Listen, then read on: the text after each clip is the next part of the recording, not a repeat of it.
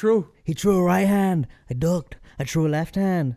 That's probably my favorite part of it is the true. True. I true right. I drew True right time. Dude, I went on a fucking mission yesterday, bro. Yesterday was a fucking mission day for sure. What happened? What was the mission, bro? What was your mission? I had to Should get you these. choose to I had to get accept these it? Dos Equis Ooh, from the store. Hello. No, so let's actually sit down for a little fucking story time right here. All right, guys, we're kicking off. Zone on in. We're kicking off this And podcast with a little story. Actually, before I get to the story, let me just introduce the podcast. Oh, yeah, there you go. This is 2 where two guys get too high and talk about a little bit too much TV. Yeah. Episode number 95. Crazy shit. Crazy. I am one of your hosts, Ryan. I'm your other host, Daniel. And yeah, guys, we're here. If this is your first time listening and you're wondering what the fuck we do, we're basically just a couple of dudes. Yes. We do it around. We do. We get a 6-pack. We do the dude. We crack it open. We do. We watch some movies or TV every week. Yeah. And then we talk about them. Yeah. Over said 6-pack. Sometimes music. Sometimes music. Lately. Yes. Sometimes sports. Sometimes sports. Sometimes bro science, as I like to call it. Video games. Video games, of course. Mathematics. Yes. The English language. For sure. We are we're definitely very devoted linguists here. 100%. Yeah. I use all the good words. Yeah, I use all the best ones. Cheers, brother. Cheers, man. But yeah, guys, welcome back. If you are a returning listener, then hello. We love having you back. You guys know who you are, and we are now starting to know who you are. And we know who's not. No, I'm just kidding.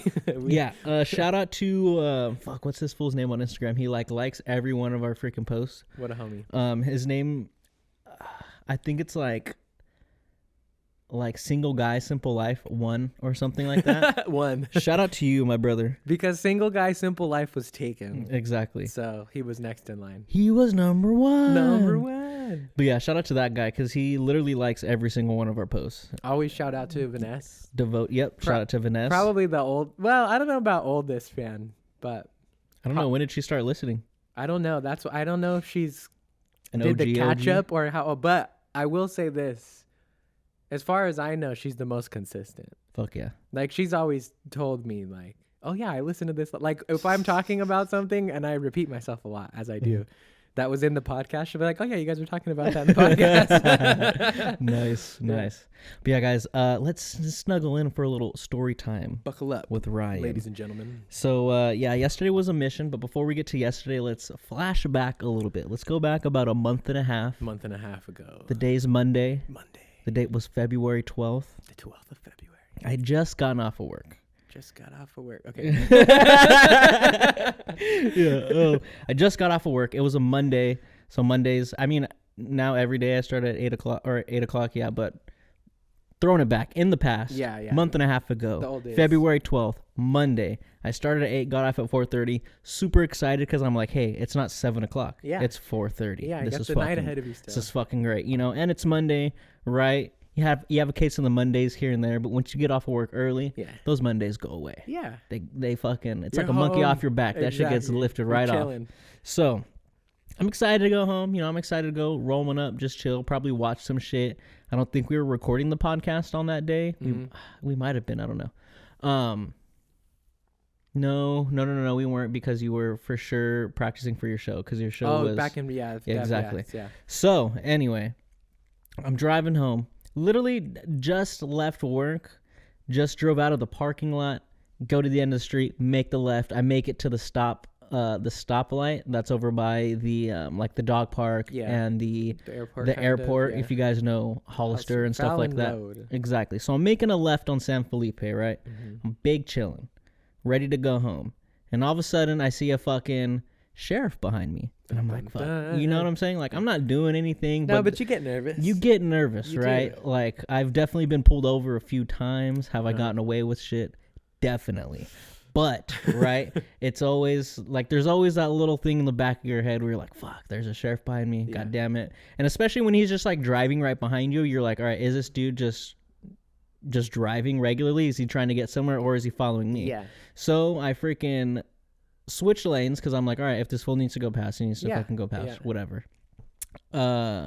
Then he switches lanes with me, and I'm like, oh, fuck. It's a bad sign. I'm like, what am I doing? Like, I'm not even doing anything. Yeah. I switch back to the other lane because I have to make a right to get back towards San Juan. Uh-huh. Before I could get to the stoplight by, I forget what the freaking gas station is. It's like Dassels or something Oh, like yeah, that. yeah. It's like right on the right road where right Yeah. turns into McCloskey and stuff like that. Super small gas station. Right before I get to the freaking stoplight, lights turn on. And I'm like, fuck, man. I'm not doing nothing. I'm chilling. Like, come on. Pull over. I freaking roll down my passenger window. Homie walks up. He's like, hey, man, what's going on? I'm like, oh, what's up, dude? Like, how's it going? Blah, blah, blah. And he's like, do you know I pulled you over? I'm like, I actually don't, man. I wish I knew. Yeah. And he was like, yeah, you don't have a front license plate on. And I'm like, yeah, I know. Oh, yeah. I know. Yeah. I was like, I got it. I have it in the trunk. Do you want me to get it for you? And he's like, no, it's all cool. He's like, just let me get your license and registration, insurance, blah, blah, blah, stuff like that. All right, yeah, cool. Try to make a little small talk with him, but I guess he was like a trainee, so he wasn't really like, really having it. Yeah. So he takes my license and all that stuff, freaking goes back to the car, spends a cool amount of fucking time there. And I'm like, all right, what the fuck is going on? Like, am I going to get like some crazy ticket for this freaking bullshit? For this bullshit? Yeah. Also, when I opened up my glove compartment, I for sure had like a package of like weed in there. For sure. Just from the club, right? Like I hadn't smoked it or anything. It was just there. Like I'd probably just tossed it in there. And he saw it and he was just like, oh, like blah, blah, blah, like make sure it's sealed, all that stuff. Yeah. Eventually he comes back and he's like, hey man, like I'm just gonna give you like a fix-it ticket or whatever for your front license plate. It's not a real ticket. It's literally just, you get it fixed. You're good. You take it to the sheriff's office, signs off on this thing, take it to the courthouse, pay $25, and you're all good. Right? And he's like, and I'm not going to do anything with like the weed, blah, blah, blah, or whatever. He's like, if I really wanted to, I could we could search your car, blah, blah, blah, which he probably couldn't have, And if you're not going to do it, then why are you going to bring it up? Exactly. And he's like, but I don't really want to do that right now. So like, just give me this fix-it ticket, get it fixed. Yeah. All right, cool. Thanks, bro. Take it, drive home. Fast forward about, month and a half later. So the due date on the ticket was March 29th. So I needed to have it fixed and paid for on or before March 29th, or else it was going to turn into like a bigger deal or whatever. You have to pay the fine probably. Right? Yeah, it was going to cost like almost $200 or something like that for some dumb shit. Yeah. And me being the procrastinator I am, definitely waited until the 27th to actually get that shit fixed. But I literally just went outside, got my dad's drill. I had my license plate, had the screws and everything. Yeah. Just fucking drilled it into my front bumper and was like, fuck, dude, that took me like 2 minutes. I'm so pissed I didn't do this before. So I'm like, all right, like I don't have to go to work until way later because it's inventory night. So at least I can just get this shit done. It shouldn't take me that long. So I take a shower, hop in my car, drive over to Hollister, go over to the sheriff's office. I'm like, all right, this is going to be fucking easy. Walk inside, go to like the little front desk thing or whatever that they have, ring the bell. Some lady comes up. She's like, oh, hey, what's going on? And I'm like, hey, I have this fix-it ticket. I just need someone to come look and see that it's fixed and signed off on it so I can go and pay for this, blah, blah, blah. She's like, oh, yeah, let me see that. She takes it, looks at it, oh, yeah, for a license plate. Unfortunately, we don't have any deputies here right now. They're all on patrol. So we don't have anyone to sign off on this, so you're probably going to have to go and, like, flag one down. And I was like, flag one down. Like, flag one down. This is a flash my fucking lights at a cop, bro. Exactly. And I was like, what the fuck? And I was like, so is there no one here that can sign off on this at all? She's like, no. Like, you can try to take it to like the HPD, like the actual police department, not the sheriff's office.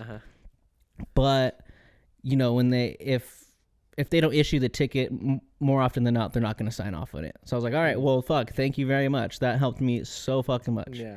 So I take the ticket, I walk out, and I'm hella pissed. And I'm like, all right, where do I always see a sheriff? Over by the courthouse is also where I get my hair cut. Yeah. I always see a sheriff parked there. So I'm like, all right, I'm going to start making my way down there. Maybe I see one on the way, parked up on the side of the road somewhere where I can pull off and say, hey, can you sign off on this? But of course, as I'm driving over there, I don't see any fucking sheriffs. And I always see these fuckers around. And I'm like, the one time I actually need to see one, he's not fucking there. So I make it all the way to the courthouse. I turn down the road where he's normally parked. I see the car parked there. When I drive up, I kind of like look out my window to look into his window or her window, whoever it was. No one was in the car. So I'm like, all right, I'm just going to make one loop around. I'm going to park. I'm going to walk into the courthouse, see if homie's there. If he's there, sign it off. Boom, killing two birds with one stone because I'm already at said courthouse where I need to pay everything. So I loop back around. I park. I check something on my phone real quick, and I get out of my car.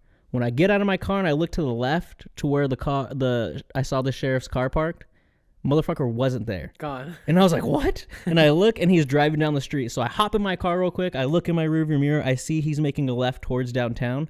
So what do? I loop around again. If you guys know where the Bank of America is in Hollister, I pretty much looped around there and made my way towards like the downtown Hollister area. And I met him at like that 4-way stoplight. But where I messed up is he ends up turning left down towards like San Felipe and stuff like that. I was not in a proper lane to like make an actual like make a left and to catch up to him. I was just in the lane to go straight towards downtown. So obviously with the sheriff there, I can't make just an illegal left turn while I'm in a different lane. Yeah. Now I'm going to get another ticket, right? So I have to drive a little bit downtown, flip around, get back onto San Felipe, and I'm driving, and I'm like, fuck, where's this dude at? I can't fucking find him, right? But I'm like, all right, I'm just going to keep driving down this way. Maybe he was heading back to the sheriff's office. Maybe I can catch him there. Perfect. So as I'm driving, I get towards the light where right turns into McCloskey, and I see him make a right onto McCloskey, and then that immediate left onto that like side road where it goes by the dump and everything. So I'm like, all right, sick. I fucking bang the right, bang the left. Freaking there was someone going kind of slow in front of me, so I saw him like, you know, taking off a little bit faster, and I'm like, fuck, I'm gonna lose this guy. Luckily the person in front of me turns off, so I fucking speed up, catch up to this motherfucker. He makes a right into like the business area, and then it makes an immediate left into this parking lot. And I'm like, all right, sick. Perfect. He's parking. This is fucking awesome. So he parks, and he gets out and starts walking into Victoria's sandwich shop. Before I can, like, you know, stop, roll down the window, hey, can you blah, blah, blah, blah, blah. So I follow him into the sandwich shop, right? And I walk up right behind him, and I, like, put on my nice white guy voice, and I'm like, hey, excuse me, sir. You know, I have this fix-it ticket right here, and I, you know, told them the whole story. Went down to the sheriff's office. There was no one there. They said I had to flag someone down. Saw you, followed you here. You know, I understand you're probably on your lunch right now, so, you know, blah, blah, blah, blah, blah. And he's like, oh, yeah, I'll sign it. And he looks at it, right? And he goes like, oh, let me see it. Looks at it, and he goes, oh, front license plate.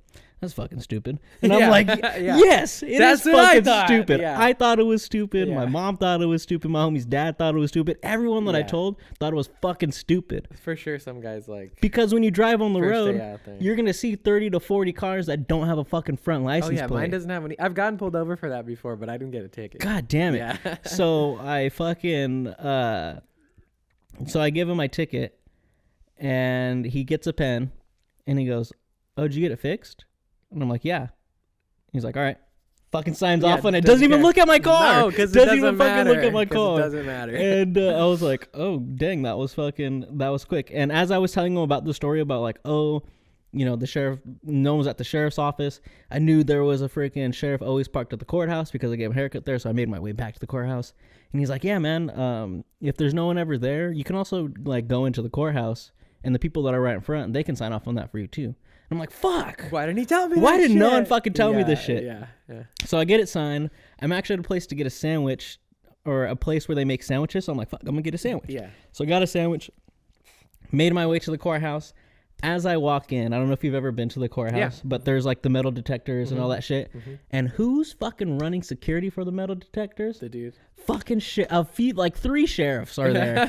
And I'm like, God Could've walked right in. damn it. This chick told me I had to go fucking flag down a fucking sheriff when there was 3 sitting on their ass in the fucking courthouse that I literally could have gone and been like, hey, can you sign this? Yeah, they sure. probably would have been like, did you fix it? Yeah. Yeah. So that was like the dumbest fucking thing I've ever had to fucking do in my life. That's annoying, bro. That's the fact that she was like, oh, you got to flag one down. I was like, what do you mean flag one down? Honestly, I am curious as to like how she thought that was going to go and like what that looks like. Because again, like you got lucky, right? And he just pulled into the parking lot. But like, what do you do? Do you roll down your window and be like, hey? Yeah, do I like flash my lights at him? Like, what? Do you honk? Do you be like, what am I supposed to do? That's a fucking cop, bro. Like, all of that was running through my head because I'm like, okay, if I do see one driving, what do I do? Yeah. Follow him until he parks. Am I just going to honk at him? If I honk at him, this fool's probably going to get fucking pissed. Because I would get pissed if someone started honking at me. I'm not going to flash my lights at him because, again, I would get pissed if someone started flashing their lights at me. So it was this whole debacle when she could have just been like, you know, there's probably sheriffs at the courthouse that can sign off on that shit for you. Hey, son of a bitch. Oh, man. I wasted like I don't know how, like, not a whole lot of time, but way more time than it should have fucking taken. Yeah, for sure. He could have drove straight to the courthouse and just... Instead, I went from San Juan to the sheriff's office, from the sheriff's office to the courthouse, back to home. Victoria's fucking sandwich shop, from the sandwich shop back to the courthouse. And Jesus fucking Christ. It was... hassle. Granted, you know... Again, it was only a fix-it ticket. I could have gotten a fucking crazier ticket. It was only $25. No. Sorry, I'm not going to let you do that because that's some bullshit. You should have got the ticket in the first place, bro. I know. That's ridiculous. I know it's ridiculous. Dude. But at the end of the day, shit could also be worse. Yeah, right? Fair enough. Right. Fair enough. But it could be better. Exactly. It could be. It fucking could be. But we can't harp on the things that could be better, right? Hey, we do it on the things that could be worse. Yeah, true. But...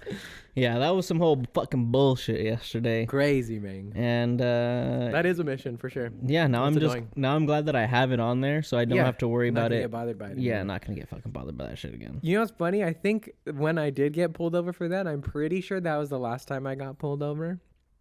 And now every time a cop is behind me or is like making the same moves that I am, that's what immediately comes into my head. It's like, fuck, I'm going to get pulled over for this bullshit. Like, and I also don't know how like the dude that pulled me over saw it initially. 'Cause he was behind you. He was behind me. Yeah. So I don't fucking know, dude. Maybe he was literally just like needing to fill his quota for the day. Yeah. So he's like, I'm just going to pull this guy over and see what I can get. Yeah. I mean, homeboy was training, so maybe he had to do some shit. But yeah. Like he was trying to fill whatever. Yeah. It was bullshit. Crazy. But anyways, got that fixed.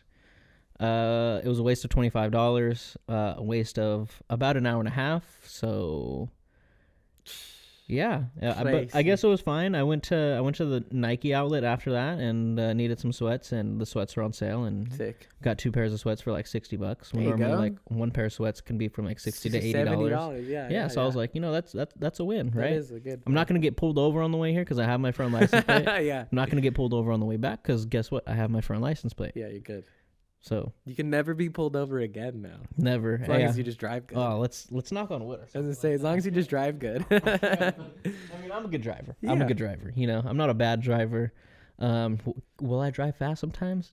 Definitely. Do I have a heavy foot sometimes? Definitely. But it's I think you're pretty good at it though. I've been in the car with you a few times at this point now, and I've always felt safe. Okay, that's good. Yeah. I always try to. You know what I'm saying? Yeah, it's different when you have other people in the car. Yeah. Than how you drive on your own. Yeah, for sure. I drive a lot faster when I'm going to work than I do if like we were gonna go to the movies. Yeah, or something like that.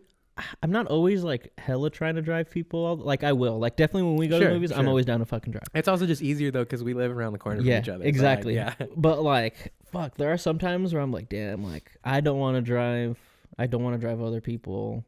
Because I also, it's like sometimes just don't like feeling responsible for other people. Other people's lives. Other people's lives. Yeah, exactly. bro. You're on the road, dog. I'm on the road, there is man. like, I feel like you don't. I'm a road dog. I'm a road dog. Roadhouse.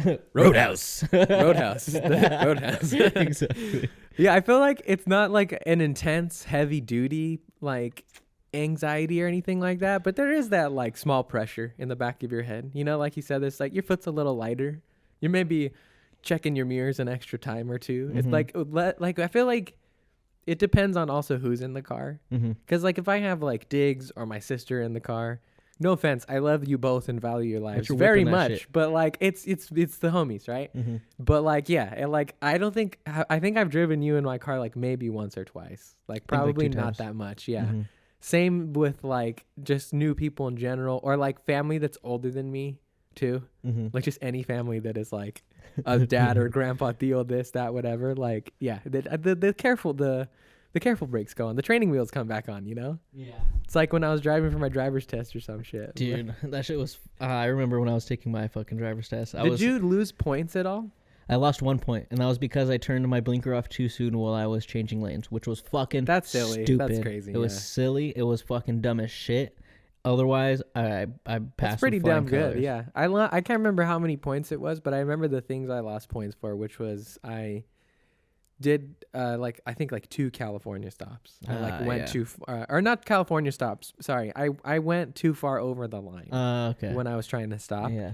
And then at that point, when I got my license, because I didn't get my license until I was 18, but I had already been driving. Like illegally. Yeah, sorry. But anyways, I did. Don't do that. So like I felt pretty comfortable behind the wheel at that point. So I was going a little too fast in a residential area. I think I was like 5-10 miles over the speed limit, and he was just like, and I saw him do the thing, and I was like, fuck, what was that for, bro? It's like, this is my normal drive. It's sketch because sometimes they'll just be like there, like fucking doing shit. And you're like, fuck, what did I do? Yeah, it's pressure for sure. I also took my driving test with a fractured forearm. Crazy. That's hardcore. Yeah, I had, because I played baseball at the time. And one of the games, I think we were playing like Salinas or something like that. I got hit while I was batting in the forearm, and that shit hurt like a motherfucker. Yeah, I can only imagine. And I just assumed it was just like a stinger type of shit because like I've, been hit while I was been batting before and nothing's crazy happened. But where it was different is I ended up getting picked off at first base because when I like dove back, I couldn't really like reach, like it hurt to like, go back with full my hand, Yeah. So I go back into the dugout. And my coach was like, here, try to squeeze this ball. And I was like trying to squeeze it because it was my throwing arm too. And I was catcher. So I have to fucking throw the ball back on every single fucking pitch, right?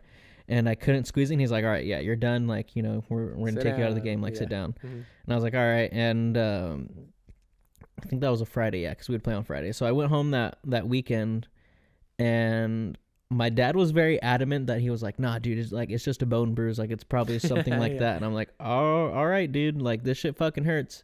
And that weekend I had to help mow the lawn. Oh, damn. And so that's already some forearm work right there. I pulled the cord that starts the lawnmower with that arm. So it was already hard for me to fucking start. And as I was mowing the lawn, like the vibration from the lawnmower was just hurting my arm so much that I eventually just started mowing with one hand. One hand. And so God damn. Got hit on Friday. Messed it up. Stayed in town for 2 days and left on Friday. No, crazy. No, stayed on Friday. Got hit on Friday. Stayed at home the weekend. Sunday, I think it was Sunday that I was mowing the lawn. Shit hurt.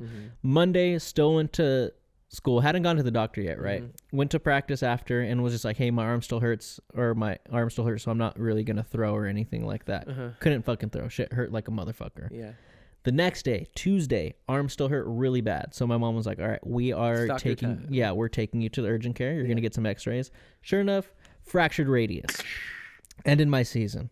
But I think like a week or so later, I had to take my fucking driver's test. And luckily, I was just in like a sling. Like I hadn't gotten like a full cast yet. Yeah. So when we pulled up, fucking took that shit off. Put it in the trunk. Like, fuck it, let's go. Like nothing. Yeah. Fuck it, we ball. Exactly. Fuck it, we ball. Yeah. And took my driver's test. I was downtown. And as I was downtown, I think my window was down. I don't remember if it was or if it wasn't. But I saw my homies Nico, Tyler, and Robbie like walking down the street. They're like, oh, it's right. And they start like trying to get my like attention and shit like that. Be cool, man. And I'm just there like, oh, don't look at these motherfuckers. Yeah, you're like, be cool. Don't look at him. And I hear him go, oh, I think he's taking his driver's test. Blah, blah. And I was like, yeah, I am. And then the instructor starts laughing. I was like, yeah, those are my friends. Probably, not the best time to see him right now. But that's funny, dude. Yeah, end up passing that shit. I only failed my written test one time. So did I. That shit's dumb. I did too, yeah. The second time, I think you're only allowed to miss like 8 questions. Yeah. I missed 8 questions, so I passed the second time. Nice, yeah. So, I was better at driving than I was answering the questions. Me too. So. I did like, I thought I was going to just be able to like make it with like some light brush up on stuff. Cause I'm like, again, 18, driving just like, I didn't do the hours, right? I didn't do all the other stuff you need to do or whatever. So I was like, I'll pass it. Like, I know how to drive. It's fine. So I like looked up like a couple things like what's on the California driver's license test, right? Yeah. And then I went in and I was like, I'm good. Failed that shit. And then I think I got the second one, like, or the repeat or whatever, like scheduled pretty quick after. And so I spent time. I didn't want to read the book because I just didn't feel like it. I was 18. So I literally went on YouTube and typed in, I forget what year I was 18. It was probably like 2016, I think, or something like that. And I literally went on YouTube and typed in answers for California driving test 2018. And it was like these long 40-minute videos of just like, there's a bunch of different tests, obviously, depending on your county, but here's most of the answers from them. And I just watched like a ton of those all week. Yeah. Pass the next time, bro. I was like, we're good. No, yeah, I think I didn't even really study all crazy for this, like the second time, because I did the whole online fucking shit for like the permit or whatever. Oh, yeah, okay. And then Yeah, went to go take the test, failed it, was all fucking sad because I was all like, fuck, I'm gonna pass this shit, bro. That's what I think be gets driving after. yeah. My aunt's gonna let me fucking drive home because I got, all this fucking, I got my permit and everything like that. Fuck no. Missed like 12 questions. Yeah, I feel like that's what gets you. It's the overconfidence. Got hella sad. Yeah, bro. It doesn't feel good. It's crazy too because like they take your picture. Yeah. Like they take your fucking picture that day. So I was just like, no smile, like nothing, was just hella pissed It's messed off. up because like you expect to to go through all this like desk work afterwards, right? And be excited of like, ooh, it's time to get my license. But it's like you have to walk back to the desk and be like, I fucked up. I didn't do it. I didn't pass. Like, oh, okay, well, let's take care of this, and you got to come back next week or whatever. Well, because I at least remember when I took it, like it was still like, I don't know, like how you took it, blah, blah, blah, or whatever. I took it here, and I think it was on the computer at that point. Oh, see, I mine don't think was mine was written. Mine was like written. Yeah, I'm pretty sure mine was like type in the answers or whatever, like on a little station. No, mine was like written. Yeah. And so like you mark it up and then you hand it back to them. And Oh, then it's multiple choice. Yeah, and you're sitting there like you're sitting there like waiting. Yeah. And then they're like, oh, sorry, you I'm missed gonna 12, have to for blah, blah, sure blah. restudy before, because I think mine's gonna expire soon, and I don't think I have to renew it yet and take the test again. But eventually, I'm pretty sure you have to take the test again. What? Yeah, like I think, yeah, like I know my dad has done it, my tia has done it, my mom's had Like the written test?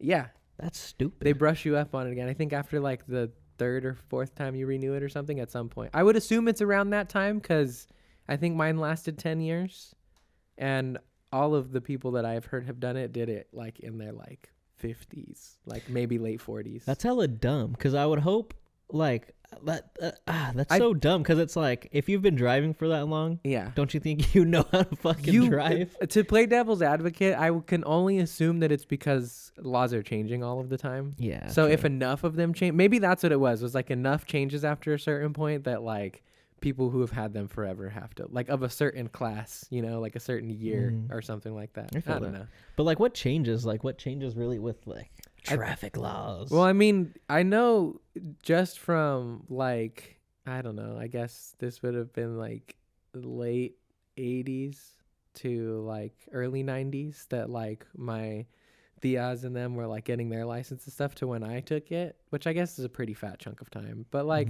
I know like cigarette laws changed a lot on like what you could and couldn't do. From what my dad told me back in the day, like laws about having your dog in the car changed. Like interesting. So it's like stupid stuff that doesn't like that are very specific scenarios, right? Like not the broad spectrum of like what it is to drive a car. But yeah, I don't know. I guess it's some bullshit. I don't know. All I'm gonna say is when I have to go back and retake that written test, I'm gonna be pissed off. You walk in and be like, I'm gonna be mad. Let's do this. Then the overconfidence gets you and you fail it again. I'm gonna fail. I already know I'm gonna fucking fail the first time. Yeah, because I'm for sure gonna walk in and be like, it can't be that much different. Like I've done this once before. I've technically done it twice before, but I've successfully done this once before. Yeah, no, I don't wanna take it again. I don't want to take it again. No thanks. I don't want to. Maybe that law will change by the time we get old enough. Yeah. For it to have taken effect on us.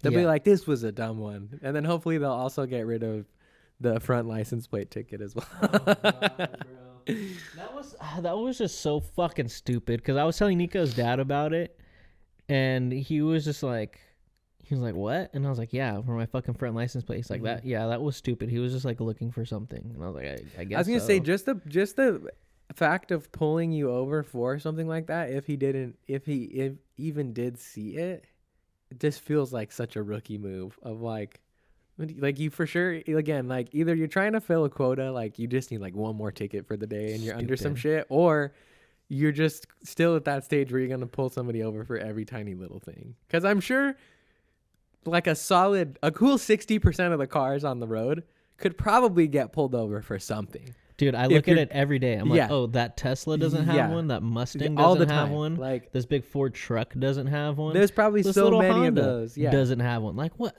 Yeah, I don't know. It's just some dude man. Some guy trying to get his fill. I guess so, dude. Power trip. Fuck that guy. But shout out to the deputy that signed off on my shit. I heard this. Shout out to that guy. That guy was a homie. He was just like, oh, yeah, I'll sign it for off, sure, dude. bro. Yeah. I don't even care if you got it fixed or not. Yeah.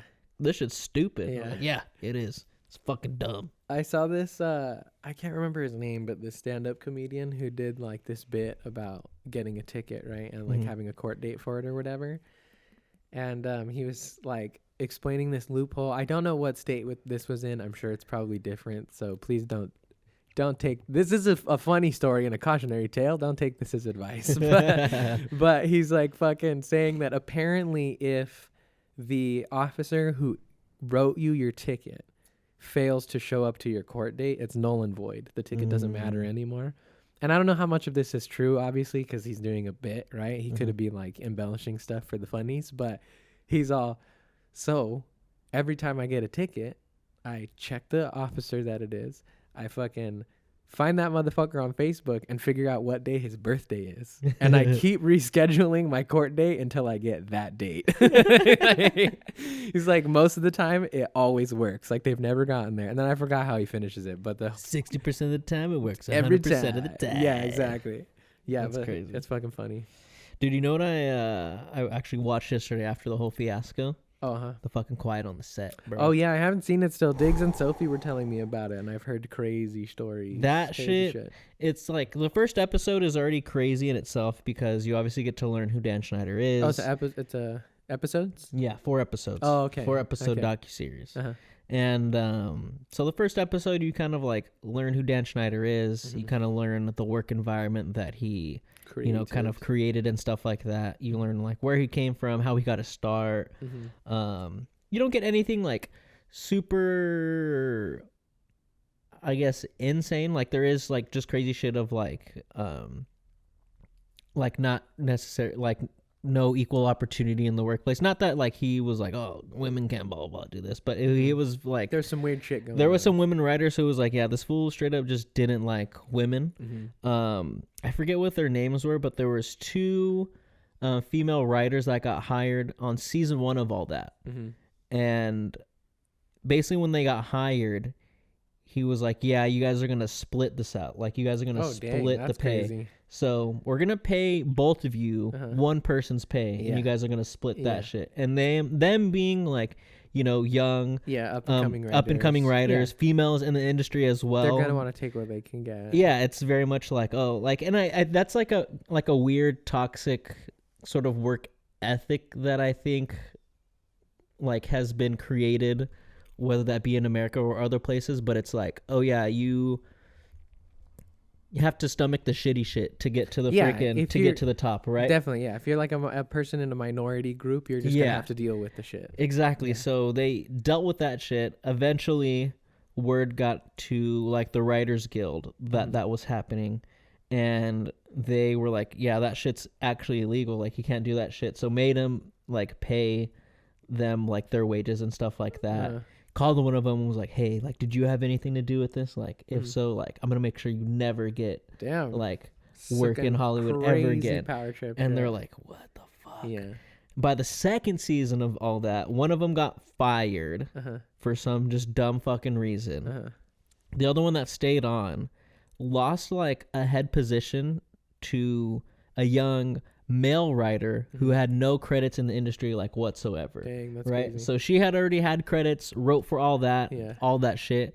And by the second season, when, she should probably get a bump in pay, a little bit bigger position. Not only did she have more experience, she had more experience on that show. Exactly. Like, bring someone in that doesn't have experience and is like, oh no, he gets that fucking job. Yeah. And so like she lasted like a few episodes.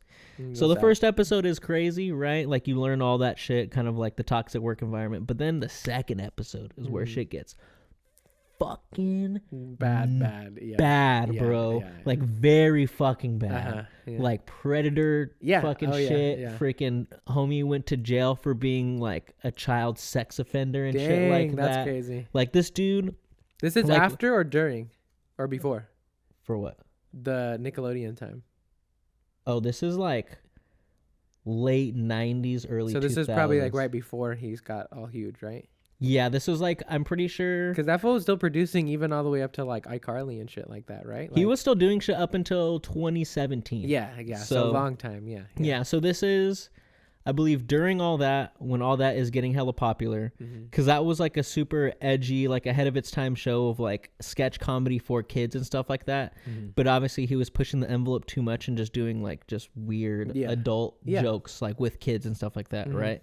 But so it was like during all that, before it was pre-Amanda show, and it was like during the middle of like all that and shit like that.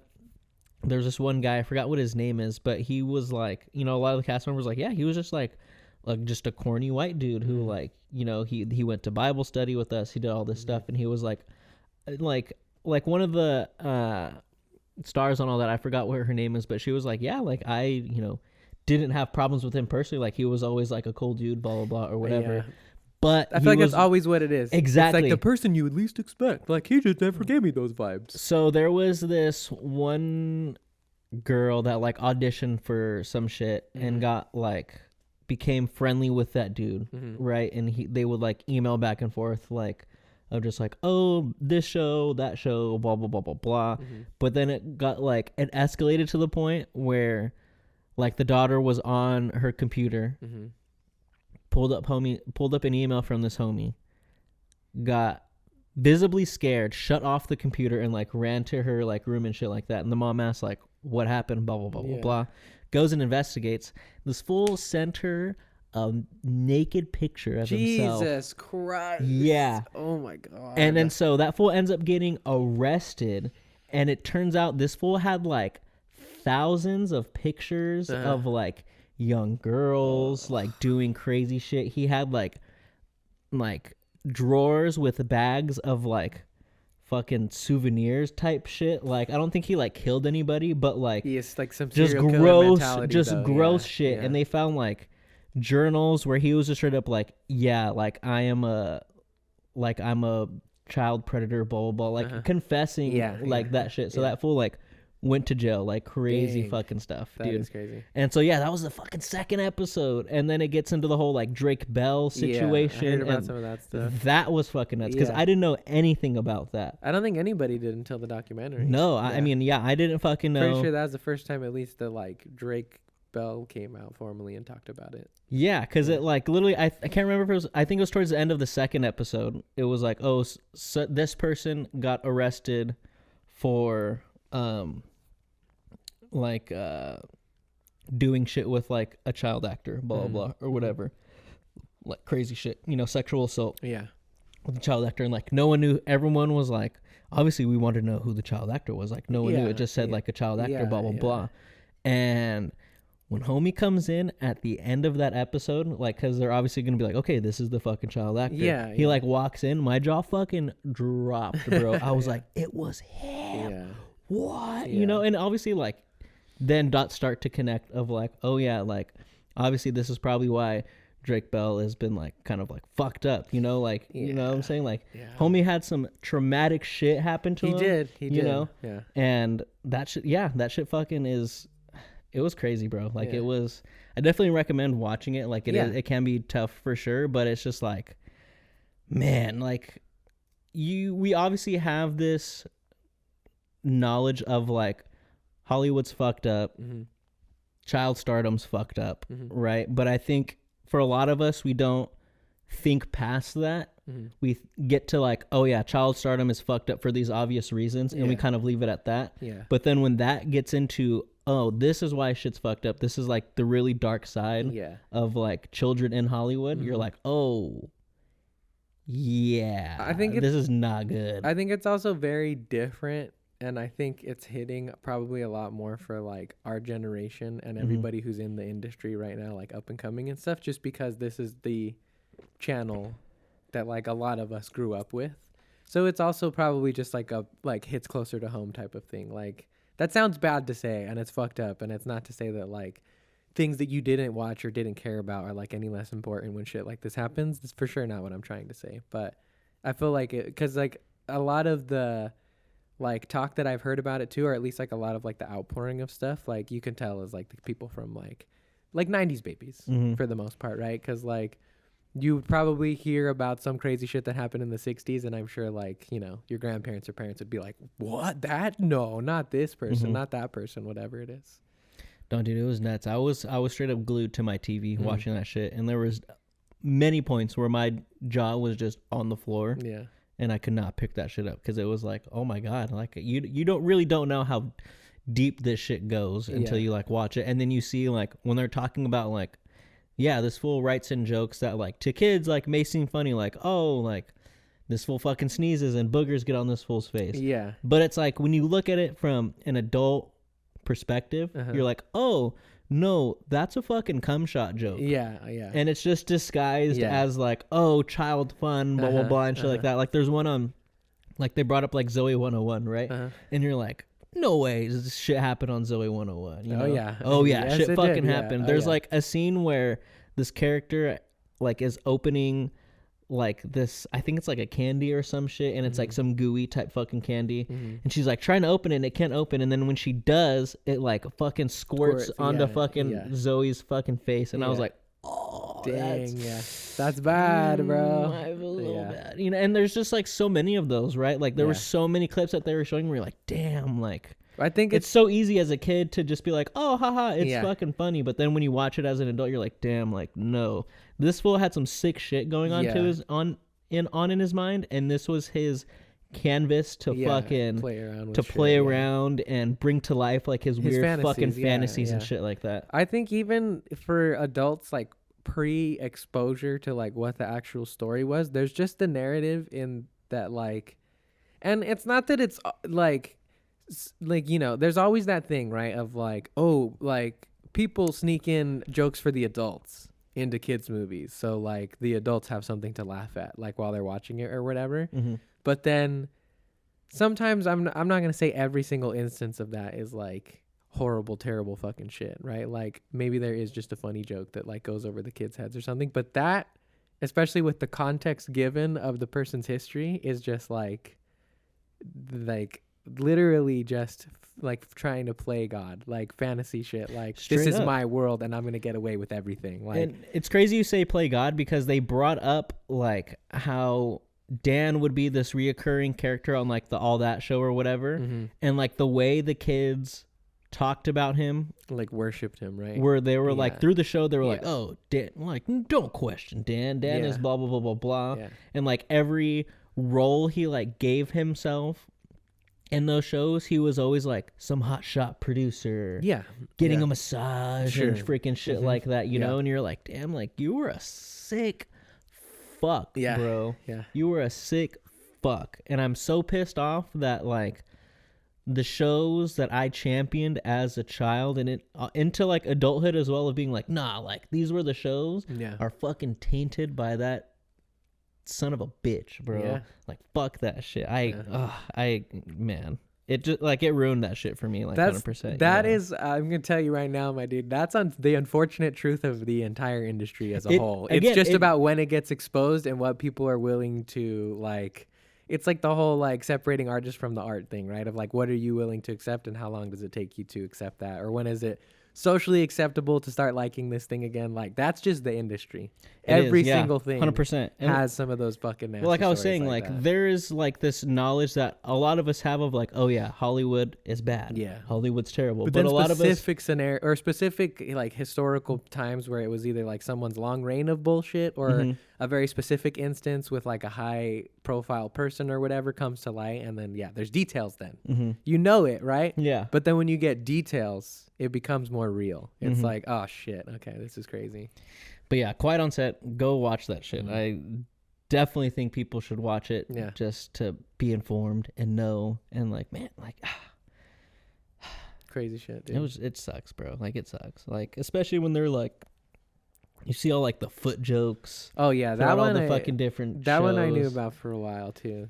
I feel like there was also steps to this point as well, because I feel like he's had like more and more of a light like shined on him. Yeah, like 2017 is when shit started to like come out. Yeah, and then now 2018 they like Nickelodeon basically like parted ways like with him and shit like that. So it has been like something. Hopefully this is the nail in the coffin for that dude, because I don't think he's actually like busted and out. I feel like I've seen him on like podcast interviews and stuff like that in the last couple years, like post-COVID at least. Yeah, when they like fired him basically, Yeah. or like parted ways with him, it was on the grounds of like him creating like a hostile work environment. Like it was never on some like sexual predator type shit. It was on like, this fool did not create like a safe work environment for the kids, and which he didn't, right? He was very like, he was pretty fucking mean. Yeah, they probably if he didn't knew, like you, bro. he didn't fucking talk to you.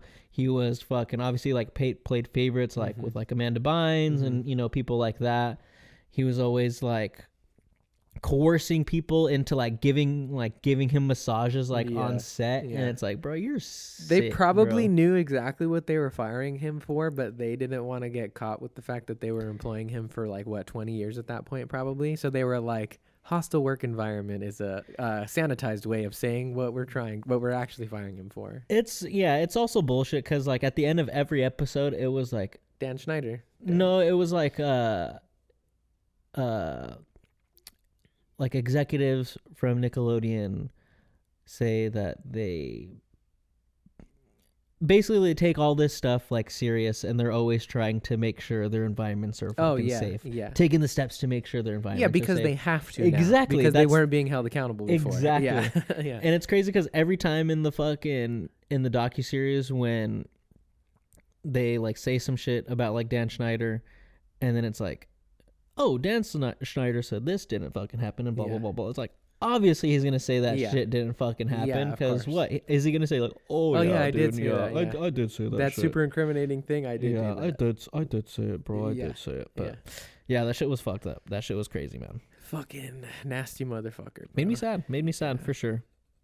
Yeah, there are some evil people in the world, man. Because it's like, that dude fucked up like Amanda Bynes, like, that fool, like if you look at like you know, Jeanette McCurdy for sure, Drake Bell, like all these kids that like grew up are for sure probably have like, if they were deep in that shit, probably have some shit going on for sure. Oh yeah. Like and it's sad, you know. Oh yeah. Big time. Man, it's a cycle, bro. That's bad. Nickelodeon, man, you suck. It's okay. There's, like I said, at some point, I'm sure there's going to be a time again where people are like, the shows were great, though. Look at all the other people who worked on it. Did he produce it and do this and that? Yeah, blah, blah, blah. It sucks because, like, shows like Drake and Josh, iCarly, like, they are all, like, culturally significant for, like, the kids that grew up, like, in that era and stuff like that. And, again, just to be tainted by that fucker and the shit that went on, like, behind the scenes, like, and all that shit, you know, coming to life is just like, it's sad, you know, because like he's taking advantage of kids for his own sake, you know, to fucking fill up his pockets, and not even that, literally just to fulfill his own sick fucking fantasies. Like I'm sure it probably wasn't even about the money that much. Like that was probably just a bonus for that sick fucker, bro. Yeah. Fuck. Well, shall we get into some other transition? Let's hard transition. I need to roll one up. Super segue, bro. What should we talk about next? What are you feeling? Should we hit Invincible first? Down, dude. Okay. Let's talk some Invincible. Episode 6, right? Yes. I am struggling very much to not say episodes 1 and 2. I've been doing that all week long when I'm talking to my dad, and he's like, "What? I watched the first part." And I'm like, "Fuck, my bad." Episodes 5 and 6.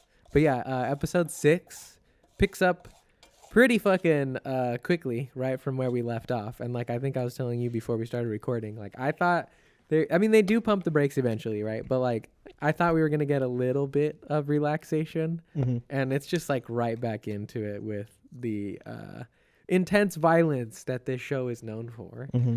And it starts with Rex, right? Yeah, which is hardcore because like the homie already got fucked up and was in a precarious situation. Lost his hand. Got slashed in his stomach. I feel like you know, it's funny because I don't know why I'm still expecting certain tropes and like classic moves from this show. Maybe it's just because they are so ingrained into like the movies that we watch, but I still, for some reason, I think they're also aware of it and they're smart about doing this. But like at the end of the last episode with the cliffhanger of Rex having the gun behind his head, because it's a cliffhanger and because he's a hero in this story, I feel like there's just this little tiny piece in the back of your mind that's like, maybe he does make it out. Yeah, exactly. Maybe he'll be okay. He's going to do some cool superhero whip kick and he's going to smack the gun from his hand and do it. Nope. Episode fucking 6 starts and Rex gets fucking domed, bro. Just shot right through the fucking head, bro. Just bah! And just falls to the floor. Just like, or whatever, right? And I will say that I wasn't sold that he was dead. Even beyond knowing the spoilers of the fact that he survives this bout.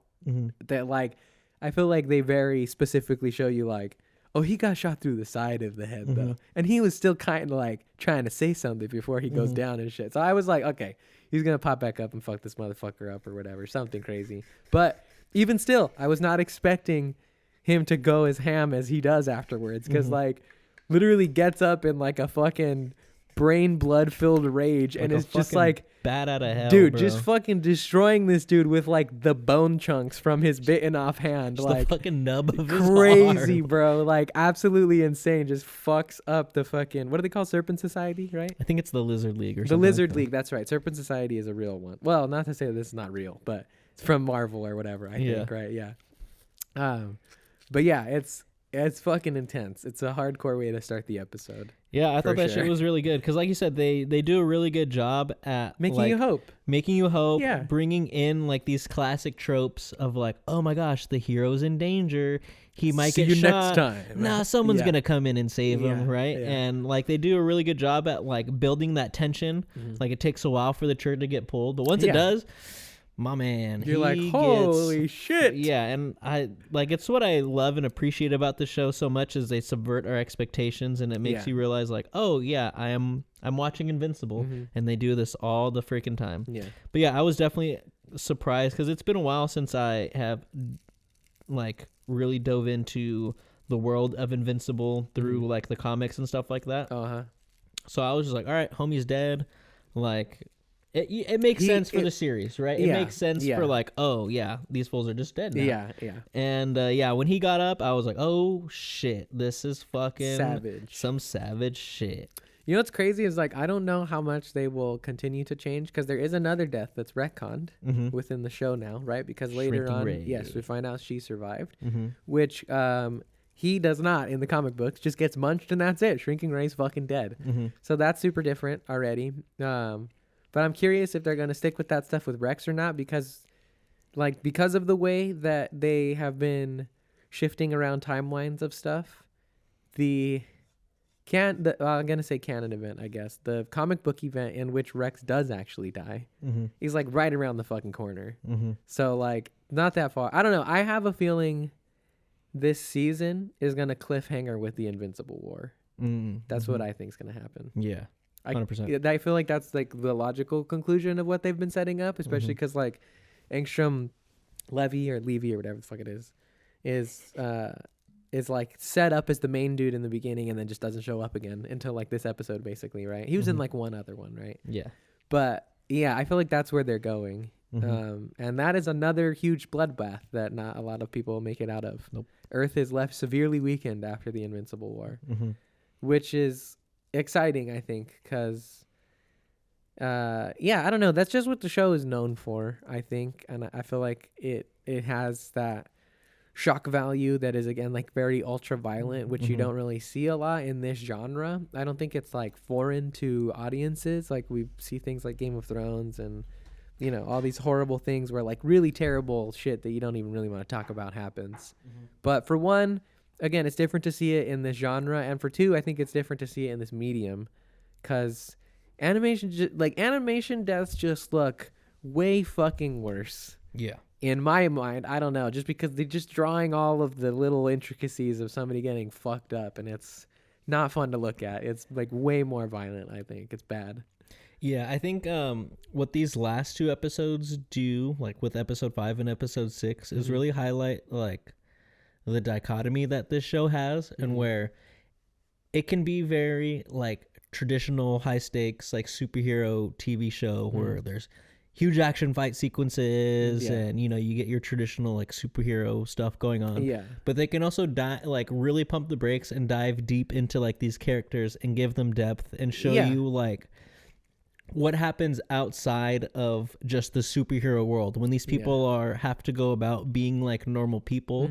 And like we see it a lot in this episode with Mark and Amber of like, you know, they have to deal with like real relationship shit. It's not just like, oh, the fucking superhero found his girl and they're gonna live freaking happily ever after. Maybe go through some hardships here and there because that's what they go through. But they're like going through real ass shit of like, oh, they're like, they really love and care for each other, but they're growing apart because their lives are so different, right? For sure. And when that shit happens, like that is such like a relatable thing because it can, you know, you can really love and care for someone, but if your lives are going in two completely different directions, it's very hard to stay together. Yeah, for sure. You know, and like relationships are sacrifice, and you see Amber sacrificing a lot, and Mark trying to sacrifice some shit, but because he's a superhero, like, you know, he's got to be a superhero. He's got to sacrifice his regular life. I was gonna say, you know, and being he gets his ass beat every fucking 3 days. So he sacrifices his normal life of just, you know, going to college and being a normal kid and growing up and being with his girlfriend.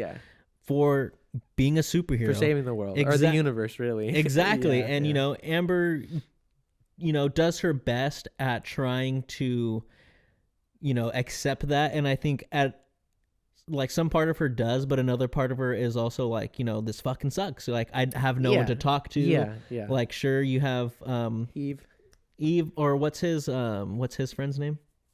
Oh, his best friend William. She's like, yeah, like I can talk to William, but like William's more your friend than, you know, than mine. When you were gone those 2 months, like I had to tell my friends like, oh, fucking Mark's doing this and Mark's doing that. So like lying. What she say? She's like, I'm the one having to do the lying now instead of you. Yeah, exactly. She has to lie to everybody in her life about him. And that's crazy. That's what I really liked about this episode is, again, like pumping the brakes and diving deep into like these characters and what they're feeling, and like giving depth to like side characters too, like Rick. Rick comes back. Yeah, and I forgot about him. I'm not gonna lie. He showed up and I was kind of like, who is this dude? I don't remember him. I'm not gonna lie. But like you see how he's, and it's like Donald's in the background, and it's really like you get to see like what's going on with Donald through like Rick and stuff that I like. And actually, okay, sorry, really quick, we did not talk about any of the Donald stuff. Oh, we didn't? No, so I feel like we should cover that really quickly, because honestly, that was pretty big shit that we just completely forgot to talk about. Well, yeah, so at the end of episode 4, so the first part of season 2. Yeah, that's right. Donald finds out he's a fucking robot. Yeah. And so episode 5, he goes to Cecil, and he's like, yo, what the fuck? We got to talk about this shit. And Cecil basically tells him, like, hey, man, remember when you fucking blew up that house to try to kill Omni-Man? Yeah, so you also blew up. Yeah. But we saved your brain, though. We saved your brain, and we reconstructed you. Yeah. And he's just like, what the... Like, he's tripping out about it, because he's like, what the... Like, what even am I? Am I, like, a real fucking person? Like, I got to deal with, like, being alive after I just fucking died, and I don't even fucking remember any of this shit. Like... Yeah, that shit's fucking crazy. Yeah, honestly, Unhinged. Fuck, what's his name? Donald. Thank you. I was gonna say Dylan. Unhinged Donald is actually one of my new favorite characters on the show, because I feel like there's not a lot of people that can stand up to Cecil, and it's nice to see his like second. Oh, did you have something in there? Oh, some of the paper got in there. Oh, I was like, what the fuck? Yeah. But yeah, not a lot of characters in the show will stand up to Cecil, and even the ones who do now have only like just come into feeling comfortable with that. Like Mark will talk his shit to Cecil now, so will his mom. But again, that's recent, right? Like for the whole first half of the season, they were still kind of like just doing whatever to make him happy. And so, again, yeah, like having Donald, who is this like perfect assistant, right? Who just did everything that Cecil wanted in season 1, and like is trying to go along with it, being like, I need to talk to you right fucking now, bro. Like, get everybody out of here. I need the room. That was good, bro. I was like, oh, yeah, get it, Dylan. I know, it's Donald. Get it, Dylan. Yeah, but yeah. It's such a stark difference from how he was in the first 100%, season to now. Like full turnaround. In the first season, I wouldn't necessarily say he's, like, happy-go-lucky, but he is, like, you know, he's the assistant to fucking Cecil. He's a good dog, honestly. Exactly. Yeah. You know, and here he's just, like, he's just kind of going through this identity crisis of like, what the fuck am I? Yeah, not even who am I? Like, what am I? Exactly. Now? How do I exist? And I actually like watched the 5th episode again a little bit, and I was just thinking like, fuck, how many times have they done this, right? Like, what if the Donald that we have now that just figured out he's a robot, what if that's not even the first time that's fucking happened? Yeah. And I started thinking about that, like, damn, he could have been doing this to this fucking fool, and this might have just been like the straw that broke the camel's back. I don't even think that this is I have a theory that the dream that he has of him walking in and like wanting to examine the thing and then it choking him out, I think that really happened. And I think it was Cecil trying to like wipe his memory again, but it's like holding on still. So it passed over even to like the new version of him. That's what I think. Because he just like, that's felt very real to me. There was nothing about that sequence that made me think dreamlike. Yeah. And then he just wakes up all of a sudden. It's like, again, he's like, fuck, did that just really happen or not? Like, I'm not sure. Felt like more of a memory than it did a dream. To me, it did, yeah. I feel that too. Because I think I went through a little bit of that of like, I think initially you're like, okay, yeah, it was a dream, blah, blah, blah, blah. Yeah, because he wakes up at his desk. And he's like, but then, once you really start to think about it, you're like, damn, like there was not a lot of dream-like things going on in said dream other than like, I guess getting choked out by a cyborg, but it's like... That's a real possibility in this world, though. Very real possibility. Yeah. But yeah, I like seeing the conflict that you see with him, but also starting to like show through Rick as well. When William's trying to like take him around and he's just like, dude, I have the these same like questions. Yeah, and he's like, I have these just like flashes and these visions and I don't know what the fuck they are. And you see it's like fucking with him, you know? Yeah. And you see how pissed off Donald is and he's just like, yeah, like he got reconstructed, like that type of shit can like really fuck with someone. And Mark's just like, are you okay? Yeah, seriously. Like, I'm fine. I gotta go. Or whatever, yeah. I'm not going to lie. Okay, I can't speak to this, obviously, because first of all, it's not possible as far as technology goes right now, as far as I know, anyway. Yeah, as far as we know. As far as we know. It's not possible. And also... And we know a lot here. Yes. We know everything. We know pretty much all of the things. But the other thing, too, is obviously I can't speak to the trauma of dying and then being reconstructed. But, like, 99% of your experience is your brain anyways. Like, even the things that you feel is your brain telling you that you feel those things. We are our brain. So if they could just, like, redo that, but I'm, like, a cyborg now, once I get over it, I'm going to be like, fuck yeah, this is kind of cool, actually. I'm metal now, bitch, and I'm still me, motherfucker. Like, you're a Terminator, basically. Yeah, but you have your brain, though. Like, you're not, like, code. You're still your brain, you know? Exactly. But I don't know. I don't know what the relationship is between the mind and the body overall. Maybe you are... you know, lose some of yourself if you don't have your physical body anymore. Who knows? My mind is telling me no, but my body is telling me yes. Bro, did you see the do you know the beer? Yeah, I'm down. Do you keep up with the Tiny Desk concerts that come out? Have you seen the Justin Timberlake one yet? Dude, that one's kind of crazy, bro. I'm not gonna lie. I was tripping, dude. I was like, JT, where you been, brother? I was like, damn, son. He says in that shit, he's coming out with a new album. He's like, oh yeah, I'm gonna play a song off the new album. Yeah, yeah, that fool's a sick fuck. I'm sad he didn't play Cry Me a River because that is one of my favorite ones. Cry Me a River. But he did do some classics. Yes, he did some of the not hidden ones, but you know, less super duper crazy populars. But all of it was good though. The whole band he had obviously was insane. Yeah. But I watched the Big Sean one as well. Big Sean was really fucking. Oh, I haven't seen. Is that a new one? Yes. Okay, I haven't seen that one. It's very recent. You should check that one out. Okay. That one's super good. Cool. Yeah, crazy shit. But anyways, yeah, back to Invincible episode 5. Six. Sorry, yeah. I also do like when they do the slower character moments and kind of chill out a little bit. I am gonna be honest. I'm not. Cheers. I am cheersing. Not. I'm not cheers. Have you ever watched Cheers before? Mm-mm. It's a good show. But I'm not like the most excited about the whole thing that they have going on with like Mark and Amber at the end. Or wait, let me say this. I'm ready to be proven wrong about how I'm not excited about this. Because again, this is where like me diving into like all of the later stuff probably gets in the way a little bit. But like I know he ends up with Eve, right? So I'm kind of like, just get there already. I feel it. I'm done with this part of the back and forth. Like I thought, honestly, I think it would have been better. And we don't know how it resolves yet, so we'll see. But I think it would have been better if both of them were okay with going their separate ways. Because I think that's subverting the expectation more than if they get back together.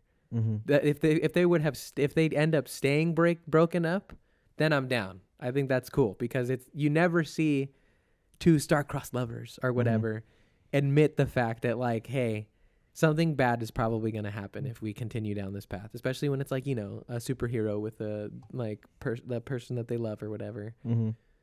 But yeah, it seems like they're probably going to get back together, at least for a little bit. And I just don't really need it anymore. I'm okay. I would have been fine if they just said goodbye. I feel you. I mean, hindsight is always 20/20, right? So we do have the like we have the advantage of being able to see this from afar and being like, yeah, obviously you guys aren't fucking meant to be together. Yeah. You know, so let's just get it on. But I do appreciate them diving into it because that is such a real thing that I think is very relatable to a lot of people of like, yeah, things may obviously be very obviously not working out. Yeah. But sometimes when you like, because they make it a point when they have, like when Mark's having the conversation with Art and Amber is having the conversation with Eve, that both of them really do love each other and they want it to work out. Yeah. But it's just because the situation they're in, right? It makes it very difficult. And I think a lot of people can relate to that. Yeah. And, you know, yeah, like I said, hindsight's 20/20. When you look at it from afar, you're like, oh yeah, you guys obviously aren't meant to be together. But like, it's hard, right? It's hard to say, you know, to part ways with someone that you love for, you know, the good of both of you, right? Like it is better for Mark and it is better for Amber if they do both move on. Yeah. Because it's easier for Mark to talk to someone that understands what's going on with them, and it's easier for Amber to be with someone that can actually be with her and talk about the things that she needs to talk about and help her through the things that she needs help through. Because like in episode 5, we learned that her grandpa died. Yes. Yeah. And that was a tough time for her. She failed the fucking test and everything. And Mark was gone and she didn't have really like have that support from a significant other to fall back on. Yeah. And so I mean, I get where you're coming from. I like all of that. Like I agree with you. I think that's good. It's just hard for me that in a show that subverts expectations so much, you still have Mark Hamill at the end of that conversation being like, "Go get her, pal."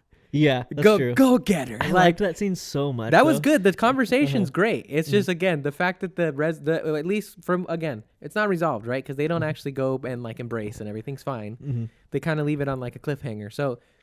That's why I say I'm reserved for now. If it doesn't work out and they do stick with their decision, I think that's good. But if they do double back on it, it's going to be even more annoying to me the next time they have to break up. Because again, unless they change something completely different, like they did with like the shrinking ray thing, maybe Mark doesn't end up with Eve in the show version. I don't know how that works because there's a lot of huge plot points that revolve around the fact that they can both live forever. No, I don't think they'll ever deviate that much from it. So that's what's hard for me is it's like, this is good, but save it for when they actually break up. If this is not the time that they actually break up. Like if they end up together again after this, we're just going to have to go through this whole little arc thing, character thing again. That's true. That's all it is for me. It's like a Ted and Robin sort of situation. Yeah, almost, and you know how we feel about Ted and Robin, bro. Exactly. Like, I don't like it. Exactly. It's Ted and Lily, goddammit. Or not Lily, sorry. Ted and Tracy, goddammit. Ted and Tracy. Yeah. But just staying on the scene with like Art and Mark, I really liked how that was like edited and put together. Like it reminded me a lot of like the interrogation scene from Shogun episode 1 or 2 when he's talking to the Anjin and like how it's cut back and forth. How it's cut back and forth. But like, yeah, I thought that shit was like really good because I think that is also a deviation from the source material. I think in the source material you just have Mark's perspective and Mark talking to Art about it, but I like getting the Amber perspective. You know, it adds more to like the feeling that they have between each other. It adds more to like the weight of like, damn, like, yeah, they are really good. And it's nice that like Amber like understands what Mark is going through and stuff like that. And is able to be like, she has to be okay with it. Exactly. Yeah. You know, it's a tough thing, but I like that they showed both of it. I like the way like they intercut like Mark and Art's conversation with Amber and Eve's conversation.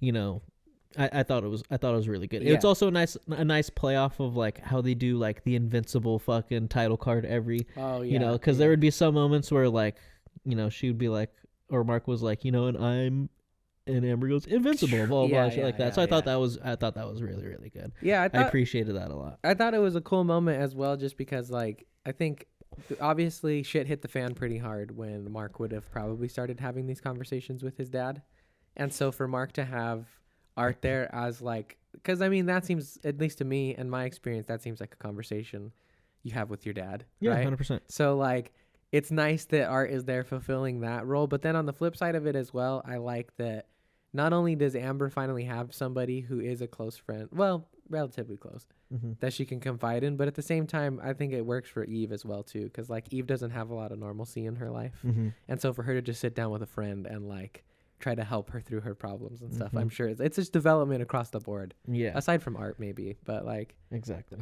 Art's just Art, bro. It's just Art's Mark, the homie, it's bro. just Mark Hamill who makes everybody superhero suits. He doesn't need to be any more than that. Before like they got into like talking about the relationship and stuff, I was really hoping that Mark was coming to have the conversation of, I need a new suit, brother. It's not gonna be till the end, bro. I know, but I just want to see that blue suit so bad because it's so hard. I think it's at this point it is painfully obvious, because I'm pretty sure Invincibles are they 8 or 10 episode seasons? I can't remember, but I should check to see how much the first season. I was high, so I'm not gonna say that this was a perfect count, but I am pretty sure that the like amount of pieces left before the blue logo is fully revealed is like the amount of episodes that are left, if I'm not mistaken. Okay, but let me double check really quick. Yeah, I need to see the fucking blue suit, man. I need that shit. Fuck, what else should I like? Ooh, I like the character development that we're getting from Rex, man. After he gets Rex shot is in cool. the head, like I like Rex right now too. Like has this newfound like appreciation for life, and it's just like, and man, just like how much of a dick he was. I was a piece of shit, and that fucking sucks, you know. And I like to see, like, it's interesting, like the conversation that him and Mark have, and how they're like almost like buddy, like they're almost becoming homies, you know, and like. We were getting flashes of that. How much was it? 8. Okay, so we only have 2 left. We're almost done with this shit.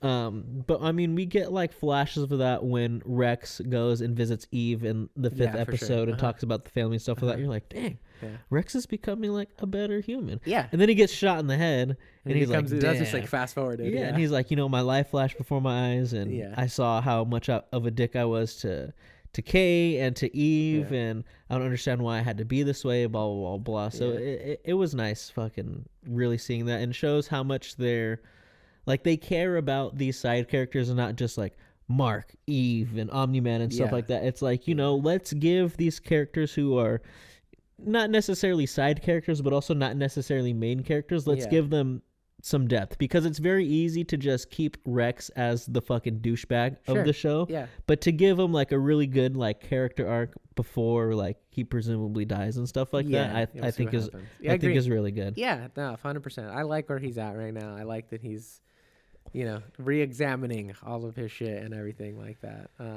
But I think they also just do it in like a smart way too, because like it's always contextualized through. Like all of they're smart about how they use their side characters, because they trick you, right? Because like initially you start that scene with Mark, so you walk into the room and you're like, oh, here we go, Mark's gonna spill the beans or whatever, but then he sits down on the bed and he doesn't say anything for like 3 minutes, and they're like, haha, just kidding, it's the Rex scene, bitch. So it's like they draw you in with even same thing with his last one, right? It's like it's an Eve problem, right? And she's like, oh, this sucks, and she's at her house. And then Rex shows up, and it's actually a scene kind of with Rex to have some development. Yeah. Like, so they're smart about it. They pull you in with the heavy hitters, and then they're like, just kidding. Just kidding, motherfucker. This part is about this guy or this girl. Or even like smaller, newer characters like Shapesmith, right? Like, yeah, he's been pretty cool. He's been cool. And even like, but I thought the fight that they had against the Secwoods was very telling of just like a small development that he's had. And he is someone who like traveled to Earth and is doing shit pretty much out of like selfish reasons, right? Oh, yeah, wanting to do that. But when they're in the fight, like he fucking gives Eve, tries to sacrifice him, or like just gives Eve and it's not Russ, it's fucking Rex. No. Yeah. It's Little Rex. Is it Rudy? Rudy, that's Rudy? right. They don't call him Rex anymore. Yeah. And so he like gives them cover, and you see Yeah. he's like pretty much sacrificing himself Yeah. to help them out. And I was just like, oh, like He's going ham. he's going ham, and I Yeah. don't know if he would have done that like earlier in the season and stuff like that. So Yeah. I think that's nice, and just again like ways that they're able to give like depth to characters that are pretty much just like on the side and stuff like that. You know? No, yeah, I agree. I liked that too. That whole sequence was also good. Super exciting. Still had some funny moments to it, and like felt like a good victory till the cliffhanger. And I also, that's another one that I think is pretty fucking stupid. Oh yeah, me too. Kind of annoying. It's Yeah. like, what the fuck? He just puked up another Sequid and now he's taking over again? Cool. Beating a dead horse at this point, you know. Like we already had the ending of the episode with fucking Angstrom Levy again, right? Getting his fucking suit. And again, nitpick, but like teleporting way too many times. Why are you gonna go through like 6 different worlds if you can just jump to whatever fucking world you want? I thought that too. The fuck are you doing, bro? Like, dang, One portal. You're wasting fucking multiversal gas, motherfucker. But yeah, like that ending was already cliffhangery enough for me, and I'm like, oh, again, that puts me on the thought of like, oh, okay, Invincible War is coming. Like it's gonna happen soon. And then they're just like, ooh, but the Sequids are still around too, and now they're on Earth, and like that's pretty bad. Like he would take over within the next hour because he can just infect everybody in his building, and then he would just infect everybody in the building next to him, and all of this shit would happen before Cecil would even know. So like, well, there is just one Sequid. yeah, but he just needs to infect another person, right? And then they're under the hive mind. Or do they need a Sequid on their head too? I think each person needs a Sequid Okay. because when they fight, Yeah, they got to rip them off, huh? they got to rip them off, but also you notice that Rudy and freaking Eve, Eve have the have last the ones. separate ones, Yeah, right? yeah, So okay. that is the only thing of like, okay, there is just one Sequid, He's got to reproduce first. but it looks like they're like some asexual beings that can just self-reproduce. Yeah, I don't think it's you know going to what be I'm that hard. saying? Yeah. Yeah, so Yeah, I just thought it was annoying. I was like, they just dealt with it at the beginning of this episode, yes. and now you're like, oh, Yeah. but they're still around. I feel you. Yeah, not my favorite either. I was just kind of like, I guess all right, that just adds another wrench into like the fucking shit that is Invincible already, Yeah. you know? 'Cause Maybe I feel like sometimes a lot of the show is just like a lot of shit after shit fucking after shit. just Yeah. after shit. I was yeah. gonna say that maybe I'm just forgetting the pacing of this show and that it is always constantly nonstop. But I was just a little miffed. I was like, they just dealt with this problem and you're about to throw it back at them again. Like, fuck, bro, Jesus Christ. When do these poor bastards get a break? Never. Never. They never get a break. Never ever. We never get a break Yeah, around fucking here. crazy. We're bro. just always working around here. Hey, but how ripped is fucking Alan, bro? That Yeah, fool's he's huge. fucking Yeah, huge. it's ridiculous. Now it makes sense. Like now it looks crazy because I see him next to Mark again, and so I'm like, whoa, bro, he's like twice as 4 or 5 times his size. I thought that little fight with fucking Immortal was so funny. That was good. And like the past few episodes, I'm just like, the Immortal like just sucks, bro. Like He's kind of annoying. He's annoying. He's apparently like not that crazy strong, you know. And, He's like, yeah. I mean, he's pretty strong, but he's strong. just not like Viltrumite strong. exactly. That's So I'm all. just like, dude, this fool's been like getting bitched around the past Yeah, like couple seasons already.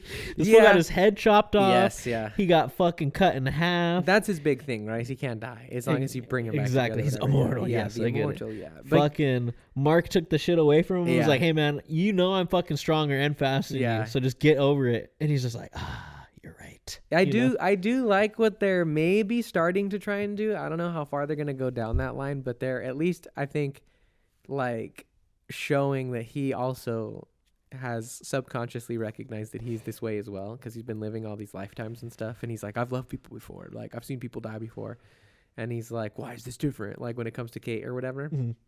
And so, you know, I do like the possible like potential for him to recognize that he is kind of like a boring character, Yeah. and like maybe do something different, because again, they've done that with like a lot of characters in the show already who are like very one-dimensional, if they even had a one dimension at all, and have like, you know, expanded on them. So maybe he's one of them. That could be cool. I'd be down for him to be a little cooler. But yeah, that scene is great. That's funny. And then also too, I am super down with the little break from everything when we have like Omni-Man's serialized adventures. Dude, so I was awesome. on the planet I've blah, been, blah, blah. That I've been shit was waiting for this sick, shit, bro. bro. That I've shit been was waiting. dope, bro.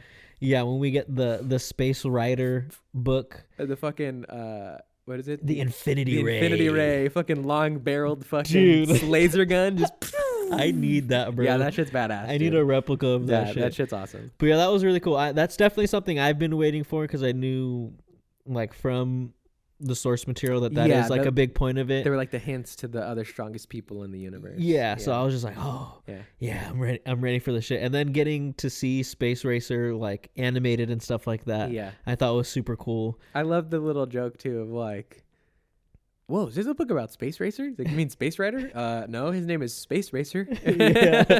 yeah. He's a fucking legend. Real, and he's a legend. So much of a legend, nobody really knows if he exists. Exactly. Yeah. But yeah, I do like the little stories, like the breakaways into like Nolan's books. They feel very old school, like 1950s superhero vibe. Yeah. Like, it was for the mission. It's like the Adventures of Flash Gordon. Exactly. It was like super basic. Yeah, it's great. Adventure books. I love it, dude. It's great. Yeah. And I like how Mark just happens to always open up to like the perfect page. He's like, yes, this is the information I needed, and I just needed to flip it. That's once. a superpower that all protagonists have. It's being the right place at the right time. Exactly. But yeah, I thought those were really good. I like the splicing and like fading in and fading out of like Mark's voice into Nolan's. Mm-hmm. I thought was really cool. Was good, yeah. But yeah, getting to see the Infinity Ray on full display and getting to see that fucking big ass laser that comes out of it, dude, just destroys the sun, bro. So yeah, that was epic. And just fucking rides away. So on a space motorcycle, on a space Harley, bro. Dude, I like the little move he does to get through, like the little hole in the rock. He just does like a and it gets through. Smart too. He's all fucking aiming. He's like, the pattern's too wide. Exactly. Zooms in, fucking. Because he says like in the narration that they have to have like a steady hand and like a steady mind and shit like that. Yeah. So he knows like, okay, I'm not gonna get all of them, so I'm not gonna fucking shot at this. Exactly. Yeah, badass, bro. Sick shit. One shot, one opportunity. Yeah. Sees everything you ever wanted. So yeah, that shit was awesome. And then getting to see the Ragnars. Yeah, scary motherfuckers, bro. They go ham. So crazy. Yeah, ripping up some fucking Viltrumite shit, dude. Just living on a world with insane gravity. Yeah, it's like if you were just in the fucking what is the fucking the room that Bulma makes? Yeah, or the hyperbolic time chamber too. Yeah, I was thinking of the fucking ones that Bulma makes too. Just like training in 10 times gravity all the time, or like 50 times, 100 times gravity. There was this meme I sent the homie Nico because he's been watching Dragon Ball and shit like that. Oh, fuck yeah. And it was like, you're telling me these fools were straight when they were training in the hyperbolic time chamber? Stupid. I hate those because they're so dumb and simple, but I'm like, fuck, I'm gonna laugh though. Yeah, it's like, it is funny though. But the whole planet is basically like the hyperbolic time chamber because it's just insane gravity. So these dinosaurs are just insanely ripped. Yeah. And can fucking take down Viltrumites. Literally just bit the head off of fucking Viltrumite like it was a fucking baby carrot. Yeah, that was it. I thought that was very that was jarring almost. Oh yeah, for sure. Yeah. You know, we've only ever seen Viltrumites kill Viltrumites. Yeah. Whenever something. Whenever any other being tries to harm a Viltrumite, they usually die. Yeah, they usually die. Yep. And for that fool to just jump down and just crazy. Had no business. And then just fucking picks up Nolan, bites his fucking starts shoulder. fucking up Omni-Man. And just freaking just tosses his shit. Yeah, that shit was crazy. Yeah, that's good. I'm excited to see that shit because, the world is just gonna get bigger. Get bigger and get stronger. Yeah, we're only at the beginning. It's really the very tip of the iceberg. Yeah, 100%. We haven't even submerged under the water yet. No, we're not even in the slightest. No, just the base of things. The Viltrumites aren't even really in the show yet. Dude, I'm excited to see. I mean, we've seen General Krieg a couple times. Yeah. I'm excited to see more of him. I'm excited to see fucking Conquest. Yeah, the first time we see one's that gonna fool, be fucked up, bro. Ooh. Dude, the first time we see fucking Thrag, that one's gonna be crazy. Yeah. You know, I'm wondering if there's gonna be any drop off for this show because I think there were some bad reactions to the latest episodes of everybody dying. Mm-hmm. Not that like it was crazy and people were like, this show fucking sucks now, but people were definitely like adverse to the fact that they were killing the motherfuckers again like nothing. Yeah. And again, I was like, this is okay. if you don't like this, oh boy, you're not ready for how far they go with everything, man. Because, like, basically, everybody dies. Except for, like, Mark and Eve, honestly. By the end of actual Invincible, sorry, yeah. Spoilers. We've been spoiling a lot of stuff. You know this show. But, yeah, basically everybody dies.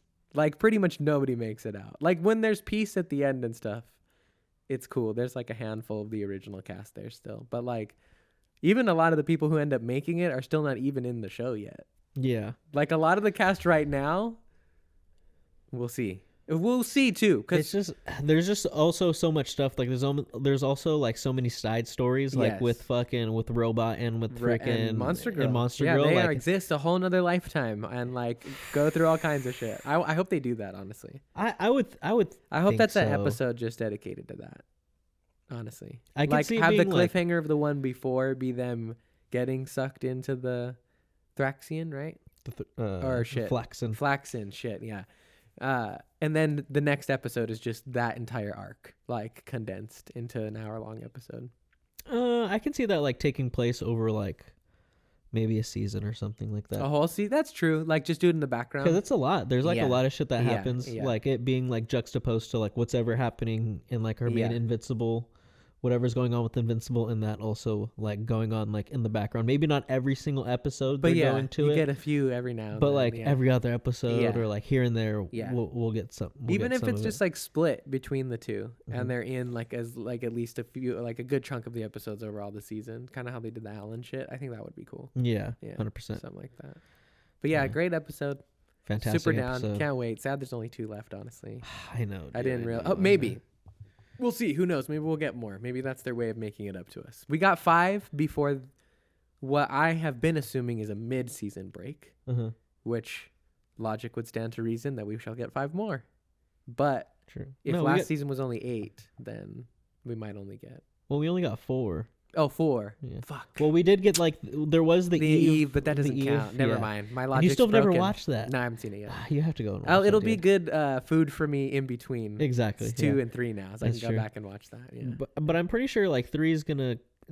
I'm pretty sure I remember them saying it's gonna come out sooner. It's not rather gonna have than a later. crazy break like last time. Yeah. Because like, I would imagine that they've maybe done hopefully like voiceover work or maybe for. I think that's last. Oh, that's last. Okay, I think they usually animate everything first. I don't know. I don't know. I've just always assumed that it would be easier to do the voice when you're looking at what's happening, but I could be wrong. Maybe they do the voice first.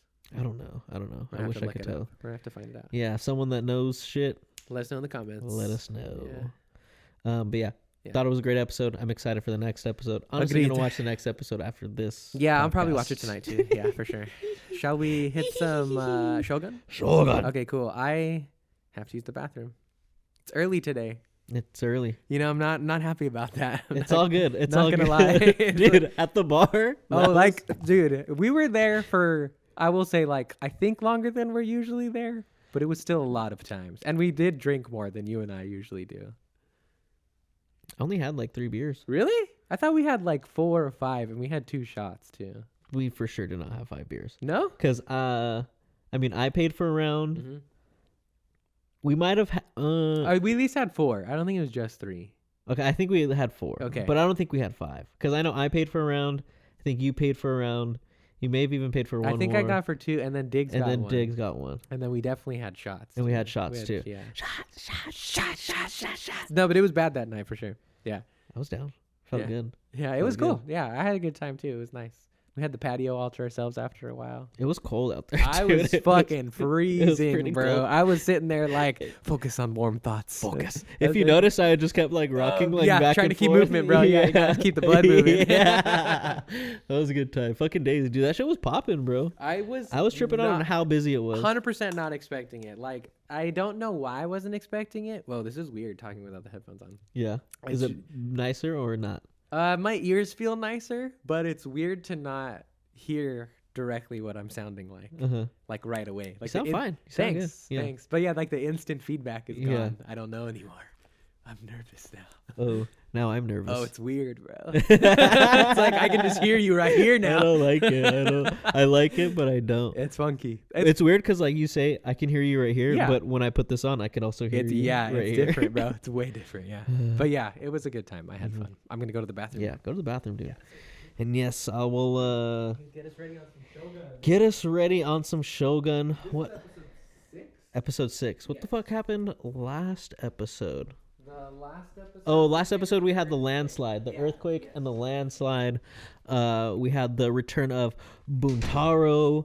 Obviously in episode 4, we had freaking the Anjin and Lady Mariko getting down. They for sure fucking shared their bed 1000%. They were talking amongst each other on the pillow for sure. I don't even know what the fuck I just said there. But yeah, episode 5, at the end, we had the whole landslide, and we had basically a lot of the army getting a lot of the forces that Toranaga had built up pretty much all gone. I mean, most of them because of the earthquake and the landslide. So that is a big point in the episode. Obviously, the Anjin is trying to dip out because things are very awkward between him, Lady Mariko, and Buntaro. Because the last episode, we got to see how much of a fucked up motherfucker Buntaro is.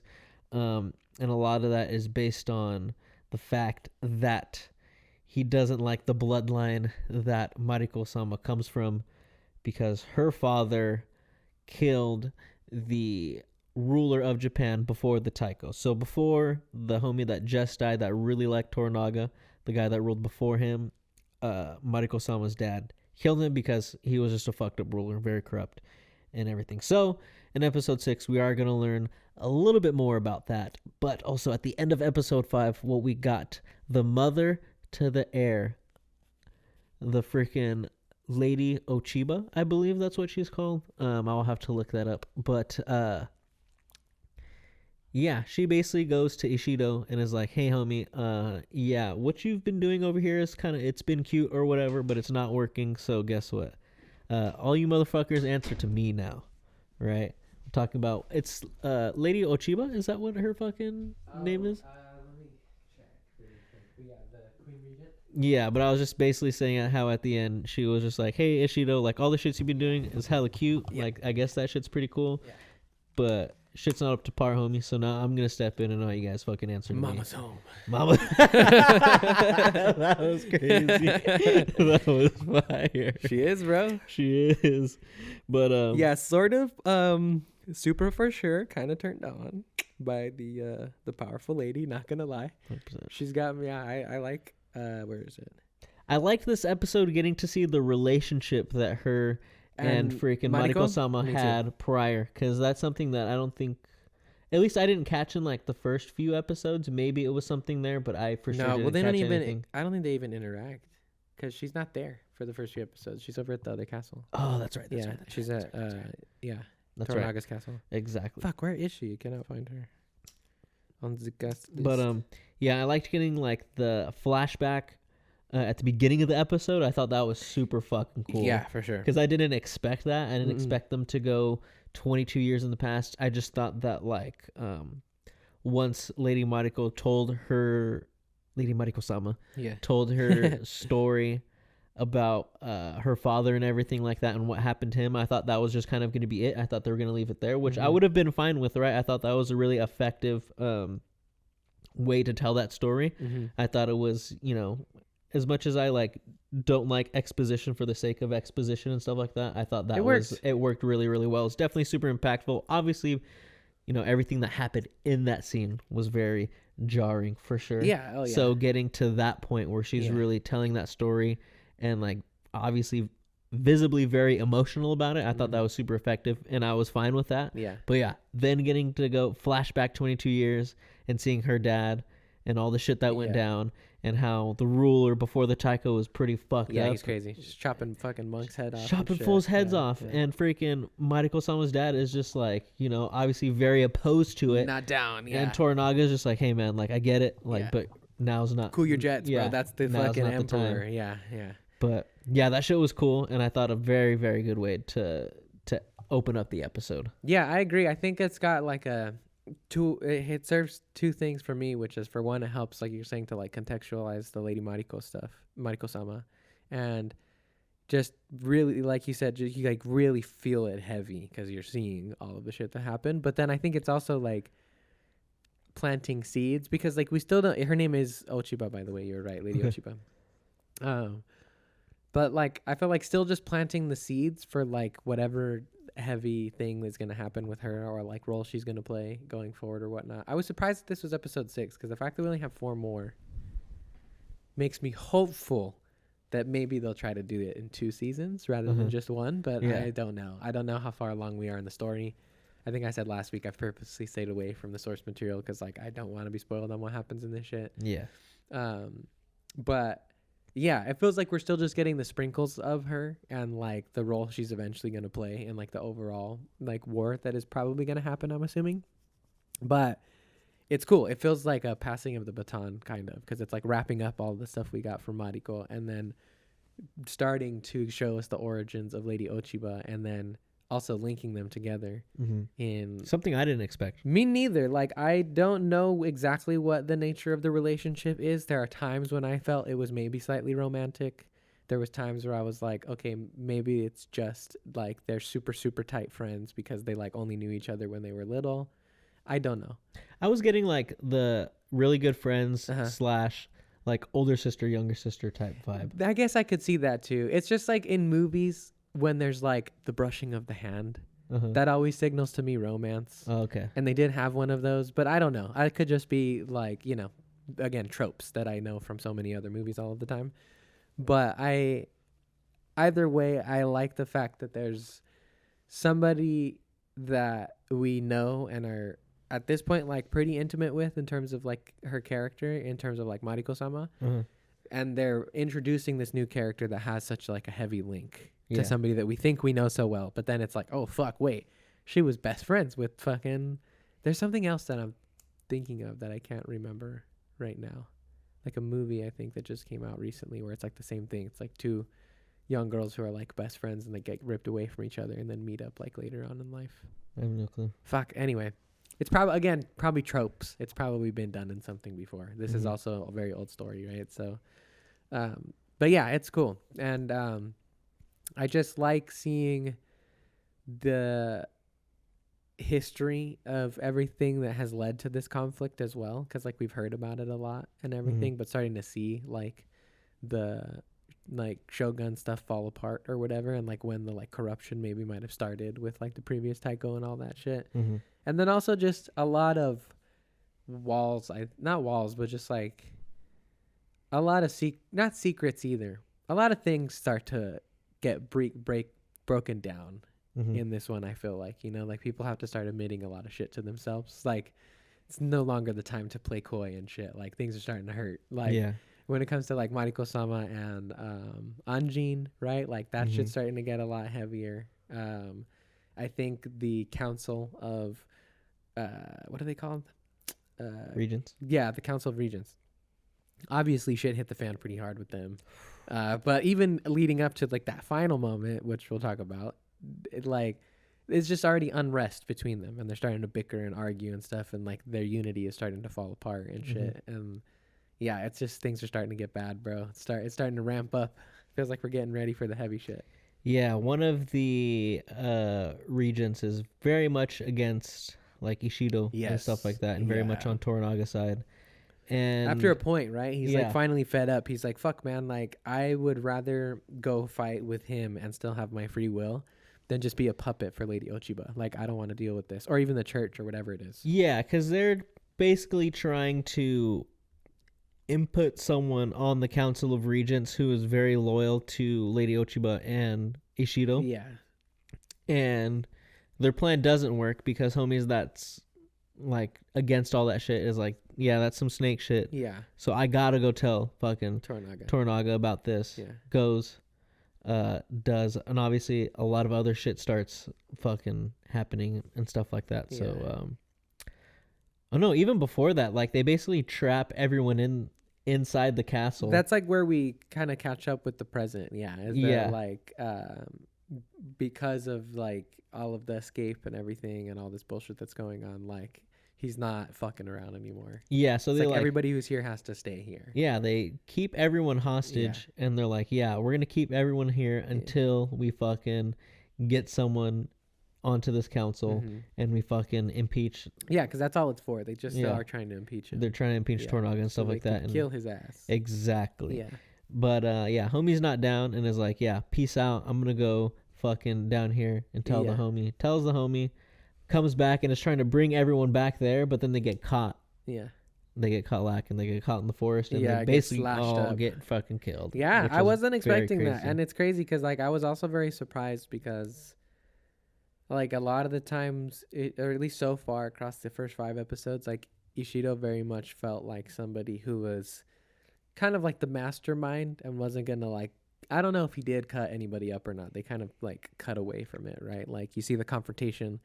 He like shows up and like mean mugs him in the woods, and then the next shot is them like all fucking dead. Yeah. So I don't know if he did anything, but even him just being there was very surprising to me. I was like, oh shit, like he's not fucking around anymore either. Like he's showing up to the homie that he wants them to fucking slash and is like ready to be there. So and now they got 2 council seats that they gotta freaking true. They gotta fill. Not a very smart move in hindsight, but I don't know. like I said, it's falling apart and I like it. I'm ready for shit to hit the fan because I want them to get to the war part, just because I am excited to see. With how Crimson Sky. Yeah. Oh man, so cool. What a good name for a like fucking contingency plan, bro. It's badass. What's the Crimson Sky? We're gonna paint the sky red, we're not doing motherfucker. Crimson Sky. Yeah, it's good shit. But oh dang it, I forgot what I was saying. Crimson Sky is too cool. No, it's okay. Dude. It's not your fault. It's the fault. Now I'm just thinking about that whole scene. Crimson Sky sounds like the title of like a super sick movie, bro. Oh like, yeah, for sure. If there was a movie coming out tomorrow called Crimson Sky, I'm like, dude. What kind of movie would it be in your It'd head? be a war movie for sure. A war movie? Yeah. I'd make like a Red Dawn type fucking, Okay. I would say Crimson Sky is like a war style movie, but it's humans versus aliens. Oh, it's an invasion movie. Dang. Yeah. That's pretty fire. That's pretty fire. No, when I think Crimson Sky, I think like Red Dawn-esque. I've never seen any of the Red Dawn stuff. Dang, you've never even seen the one with fucking Josh Peck. Yeah. With Thor? You've never even seen that No, one? I thought it was Thor's brother. It's the other Hemsworth. I think it's Liam. No, it's for sure not. It's Chris Hemsworth? Yeah, 100%. Look shit. that shit up. Look that shit up right now. No, I honestly fuck with that shit. No, yeah, I've never, because I know there's the original, and I remember when that one came out, because we were probably in like, what, middle school or high school? Dang, should we do that one next week instead? Sure, I'm down. I'll do the old and the new. Should we do back-to-back weeks of the original's old got, and the new? The original's got Patrick Swayze in it, so yeah, I'm down. You're down? Yeah. All right. We'll get there. Well, they know now. We'll get there. We'll get there. We're still going to announce it at the end. Yeah. Yeah. That one was 2012. I kind of fuck with that one. I've never seen it, so I'm down. I'm down to check it out. That one has, bless you. Josh you. Peck, Josh Hutcherson. Yeah, that's right. well. Yeah. I don't remember if my dad watched the new one or not, but I do remember when it was coming out, he was like telling me how much he loved the original. Like, I think it's a classic for sure. Let me see. I think that one also actually has a crazy cast. I think that was like part of the funniness. Wolverine! Yeah, so it's fucking Patrick Swayze, guy named C. Thomas Howell. He looks familiar to me, but I don't know. Leah Thompson. Oh, C. Thomas Howell. He was in fucking The Outsiders, no? Oh, yeah. He was, yes. He was Ponyboy? I think he was Ponyboy, yes. Charlie Sheen is in the movie, too. Damn. Yeah. It's got a bunch of people in it. Or Charlie Sheen. Maybe Wild thing. Dun, dun, dun. You make my heart say. Fuck, we still got to do those baseball movies too, bro. Some of the classics. Yeah, Major League. Fuck, oh yeah, dude. yeah. I think you'll be fucking down for Major League. Probably. For sure. All the sports movies we've watched, I've been pretty down for. But yeah, back to fucking Shogun. Back to Shogun. Yeah. The Anjin is still fucking trying to leave this episode, and I guess I don't blame him, right? No. When you're all down for Lady Monaco, like he obviously is. Yeah, he's down. And her husband's back, and the traditions that they have, I'd be like, yeah, I'm out of here, dude. Yeah, get me out of here.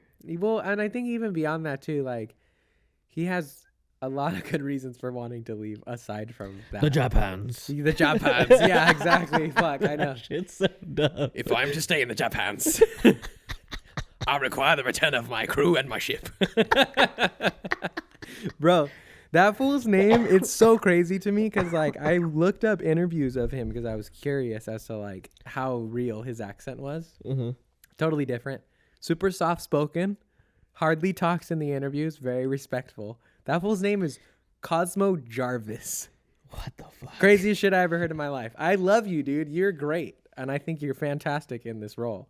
But that's one of the craziest names I ever heard. Cosmo? They're blending Fairly Odd Parents and Iron Man to me. That's what those references to me. Okay, what was the name again? Cosmo Jarvis. Oh, yeah. Damn. But yeah, that fool. He's awesome. The Japans. Yeah, that's right. Oh, yeah. But yeah, I don't blame him for wanting to leave. Agreed. Because I think even outside of Mariko-sama, he's got reasons to want to go. The only person he can actually talk to is Mariko-sama. Everybody else, he can't understand that much. He knows a couple phrases here and there, but he can't, like, speak to anybody. Mm-hmm.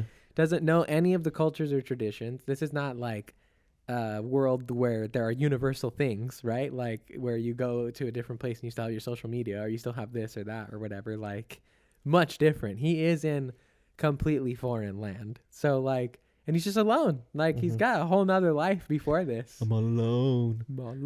There's no one here beside me. Oh, yeah, Shrek. Yeah. But you gotta have friends. Yeah. I like that, like, Toranaga knows something's going up. Like, when she's trying to translate for him, and they're, like, arguing, he's like, bro, what the fuck is going on? Like, what's going on? And she's like, oh. Even in my head, I was like, yo, Mariko, play cool. Exactly. Yeah, I was like, dang. No, she was not playing so cool what the whatsoever. fuck do you want to know that for, bro? She has just, like, so, like, it's so funny, like, when she kind of, like, shortens up, like, what they say, and it's just kind of like, oh yeah, this person said this. Yeah. Like, she just is like very, like, she's also strategic, like, about it too. Yeah. There's times where, like, he'll say something offensive, or that would be perceived as offensive, I think, and she kind of, like, rephrases it to be a little better. I think also in this episode, there's times where, like, I think she's a little jealous. Oh, 100%. And so there's times where he's, like, you know, trying to kind of give the compliments to, what's her name? I can't remember. The, like, the fairest courtesan or whatever in all of the fucking Japan. I forgot. The one that's, like, all down for freaking... Omi, I think, right? Omi, yeah. Yeah. The homie Omi. The homie Omi, bro. Yeah, her. He, like, gives this lavish compliment or whatever, right? And she's like, he said you were fine. Yeah, I saw that. Yeah, I was like, oh, shit. You're hella jealous right now. Yeah, I like that. I like that about shows. It's like what I like about The Sopranos is, like, you really have to pay attention to what people are saying, because someone's going to say something completely different over here. And if you don't pay attention, or if you assume someone's character based on a scene that you've already watched before, like, it's very easy to lose things like that. So I really like that, and, like, paying attention, being like, oh damn, she didn't translate that right. No, she was saying it's also something else. I feel like it's also just, like, a nice surprise in, like, this big grand scheming, like, war between clans for, like, the position of Shogun. There's still these, like, very human moments of, like, she's just jealous because she also loves him, or whatever, has a crush on him, is taken to him, whatever it might be, and is, like, not willing to admit it, or honestly can't really admit it and can't talk about it or anything like that because of all of the other circumstances surrounding it. But, like, hoopla. Yeah, but it's a nice surprise. It's a welcome surprise to have a little bit of that juice of, like, woohoo, is she fucking jealous? God damn. Yeah, I like that we learn that Mariko-sama's dad, like, before he went through with killing the former ruler of Japan. Oh, yeah. That he kind of set up that marriage so she would be protected from everything, and was just like, no, you know, kind of like are the future, so I'm going to save you, and you are going to play a big role in, like, the shit that's to come later. And I really like that, because I caught that in, like, the flashback scene when she's talking to Lady Ochiba about, like, getting married, and she's just like, I don't understand why my dad's doing this and blah blah blah blah blah. They're not even, like, a notable family to be, like, married off to. Ochiba gets it though. Yeah, she's like, oh, you still don't see it or whatever. Yeah, she said. and I was like, yeah, this fool's got a fucking plan, bro. This fool's got a he knew, because we were privy to that information before when she was talking about the whole situation in the episode before, and she explained that, oh, because I was married to him and not part of that family, like, I didn't have to be killed when he was killing all of my brothers and sisters and stuff like that. Yeah. So then when we go to the flashback and she's talking about, oh, I don't get this, and I was like, Oh, I get it though. I get it. I get it. Yeah. He had a plan. Yeah. He had a fucking plan, and I really really liked that. I thought that was cool. Do you believe what Lady Ochiba believes in that Toranaga was the one to orchestrate everything that happened? I don't want to believe it because I don't like it. I think it does a couple things that I don't like, but I'm curious as to how you feel about it. I can. It's like yes and no, Okay. right? Like I want to say no because I do think part of her is blinded by the Yeah. fact that It's like hatred. yeah, blinded by the hatred and like wanting to get revenge Yeah. and seeing that, you know, the person that you were the closest to, her father killed, you know, your father, and, you know, her dad and Toranaga were homies. So obviously there's going to be some form of hatred because you see them fucking talking to each other, blah, blah, blah, and shit like that all the time.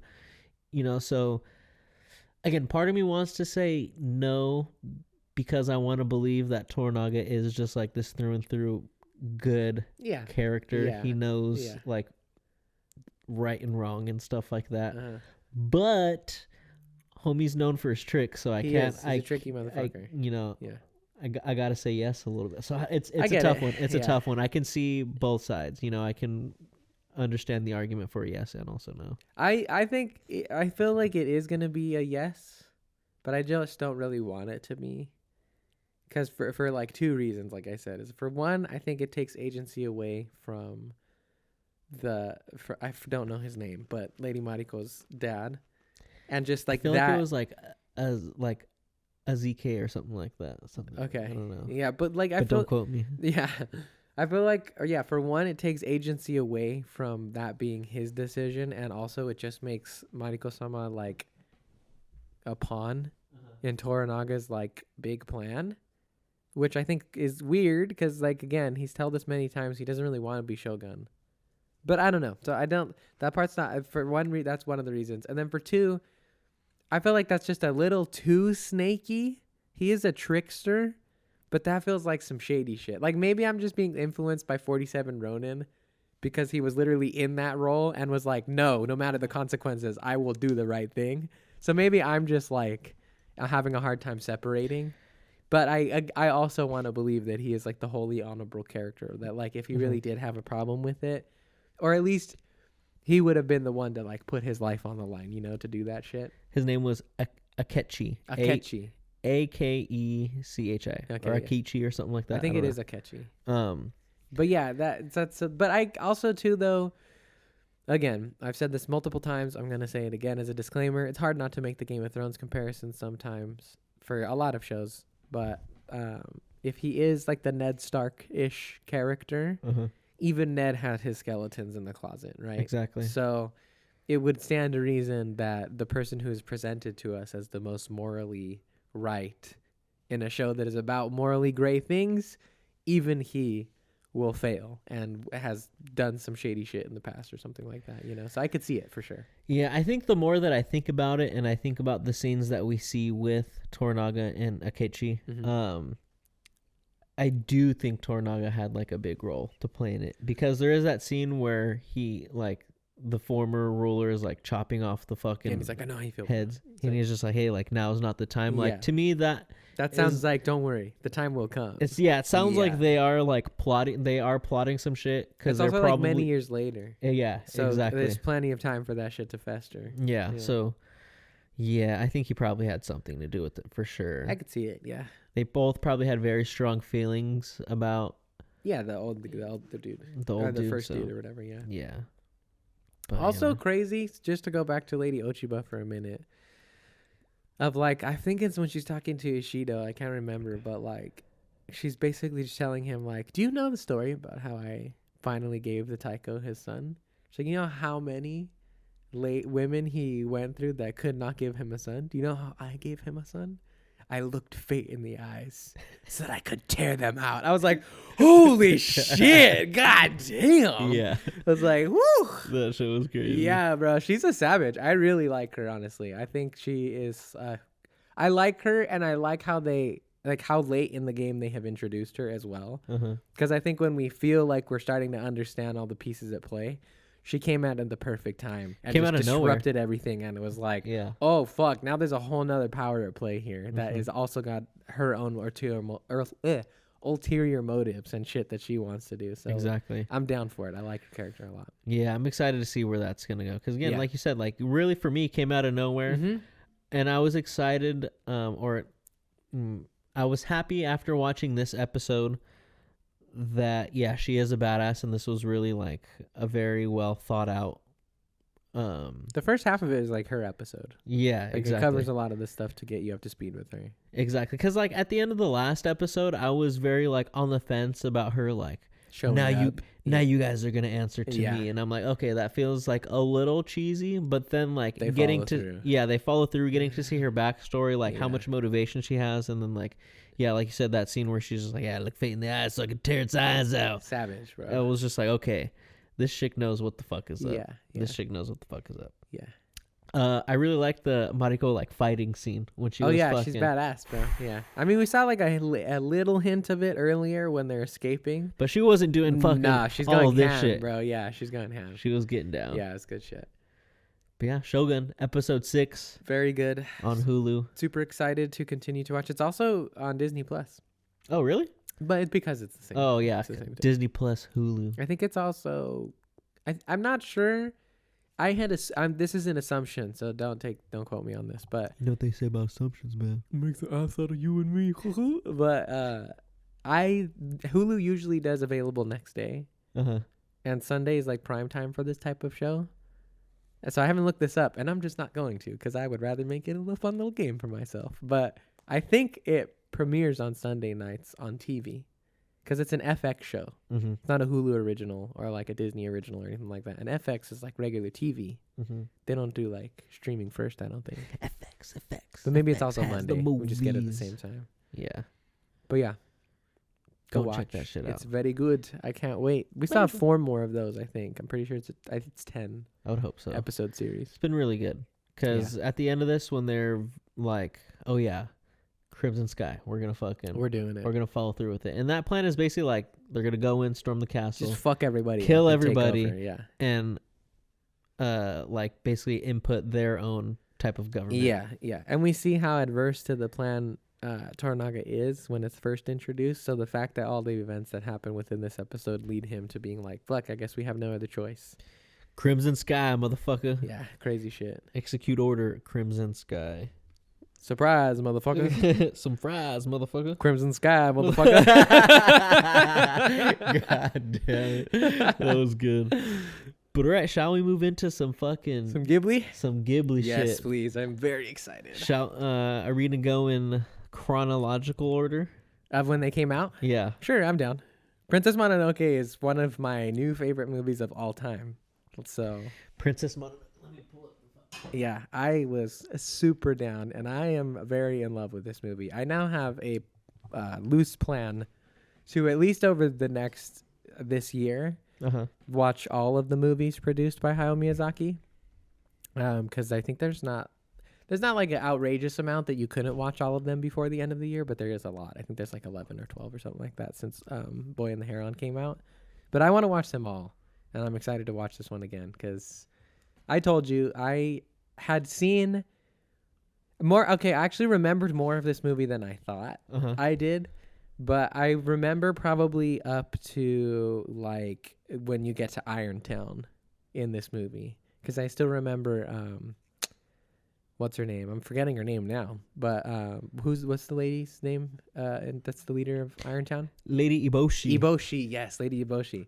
I remember up to that from when I was a kid, but when I was little, I watched this movie probably in like the early 2000s. I was pretty young still, and the beginning, as it makes sense to me after rewatching it again, scared the living shit out of me because Nago in the beginning, or I think it's Nago or Naga, I can't remember. They name him later, but the boar god in the beginning who's like overtaken by the demon, fucking terrifying, bro. That shit looks beautiful from an animation standpoint. Like, holy shit, but it is scary as fuck. Yeah, I did not expect that for sure. But yeah, I was like traumatized into like forgetting what I did remember seeing of this movie because of that. And I was very happy to watch it again. Dang, December 19th, 1997. Yeah. 11 days after I was born. Crazy. Nice. Super close. But this is the description for Princess Mononoke, released in 1997. In 14th century, the harmony that humans, animals, and gods have enjoyed begins to crumble. The protagonist, young Ashitaka, infected by an animal attack, seeks a cure from the deer-like god Shishigami. In his travels, he sees humans ravaging the earth, bringing down the wrath of wolf god Moro and his human companion Princess Mononoke. Moro's a lady. Yeah. Yeah, Moro is a fucking lady. What the fuck? What does it say?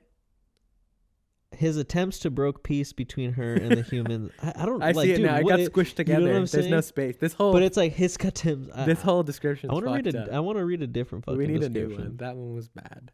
That was pretty fucking ass. I didn't agree with it. I didn't agree with it one fucking bit. Where is this shit? They usually have a bunch of them on IMDb. There's like a few to choose from.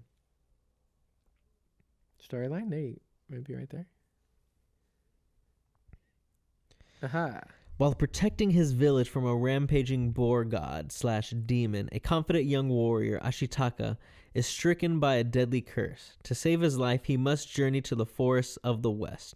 Once there, he's embroiled in a fierce campaign that humans were waging on the forest. The ambitious Lady Eboshi and her loyal clan use their guns against the gods of the forest and a brave young woman, Princess Mononoke, who was raised by a wolf god. Ashitaka sees the good in both sides and tries to stem the flood of blood. This is met by animosity by both sides as they each see him as supporting the enemy. That's pretty good. It's actually really, really good, especially if you like look deep into the movie and what it's really about. That's cutting deeper than like what I would assume an analysis would get at. Yeah, because I think on like first watch, it's easy to like not look deeper into what's going on and be just like, oh, good versus bad. This is what it is. No, you know what I'm saying? Yeah, it's a lot. It's definitely it's a lot more. Yeah, you know. And I thought this shit was so fucking good because these were my first times watching Studio Ghibli movies. Oh, okay. I had never seen any Studio Ghibli movie, right, yeah. so I was very much blown away by how good these were. And like it's crazy because I also had like high expectations for them going in because they still were, you know, and they still fucking hit. You know, yeah. It's like one of those times where you go in with the high expectations and it fucking delivers. He's one of the goats for sure. Exactly. Yeah, Miyazaki's insane. It was great. Like from an animation standpoint, it was awesome. Beautiful. The story was really fucking good. Yes. The score was amazing. Immaculate. And characters are amazing. Oh my gosh, the characters are so good and they're so complex as well. Like there's like so many like layers and complexities to this movie that is just like mind-boggling, you know, from growing up watching like Disney movies. Not that like Disney movies are bad in any way, like they are like very good, but they're definitely not as, you just don't expect this type of, like you said, complexity from an animated movie a lot of the times in the West. Exactly. Something that we've been inundated with. Exactly. In this, yeah. And you said this very well the other day that like these movies feel like, you know, they are definitely like Disney movies are made like for kids, right? And they're made for kids, but it feels like these movies are made to like appeal to kids and also like older audiences as well. It like meets in the middle. It's not for one or the other. Exactly. Yeah. Like it's very easy for a kid to like it because it's like, oh shit, Princess Mononoke, this chick's badass. She's kicking the ass of all the people that are trying to destroy her forest and stuff like that. This one I wouldn't show to a kid.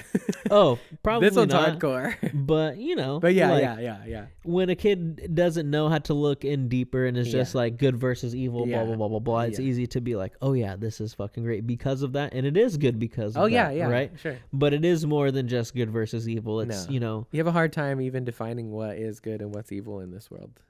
Exactly. All of them embody so much of both a lot of the times. Yeah, like Lady Eboshi's not like all the way bad, right? No, like, she's a good-hearted person. She's just making bad decisions. Yeah, exactly. She's going about things the wrong way, but she has like, you know, good intentions within her heart, right? Like she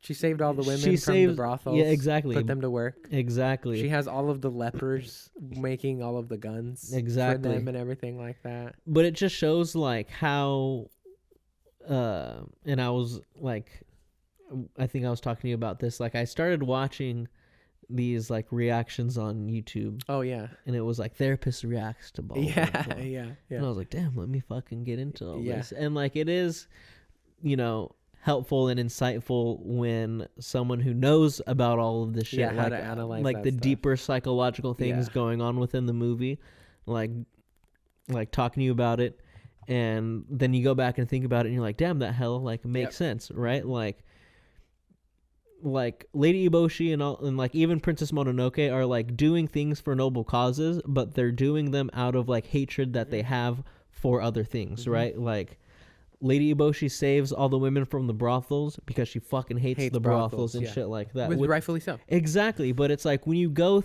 about things out of a place of hatred, like it's gonna lead to more hatred, and it's that gonna continue that cycle. An eye for an eye makes the whole world blind, right? And that is what like Ashitaka is trying to like. You know, he is like very much this person who like takes in all these like different viewpoints and is like, damn, like okay, like I see it, like, you know what I'm saying? Ashitaka. Prince Ashitaka. True.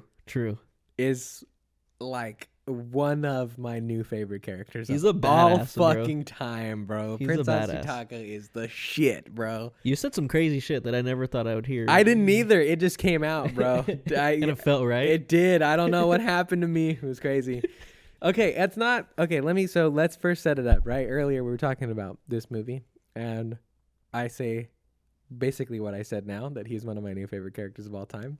Ryan responds with, yes, of course. He's basically Luke Skywalker. I did say he's better than Luke Skywalker, bro.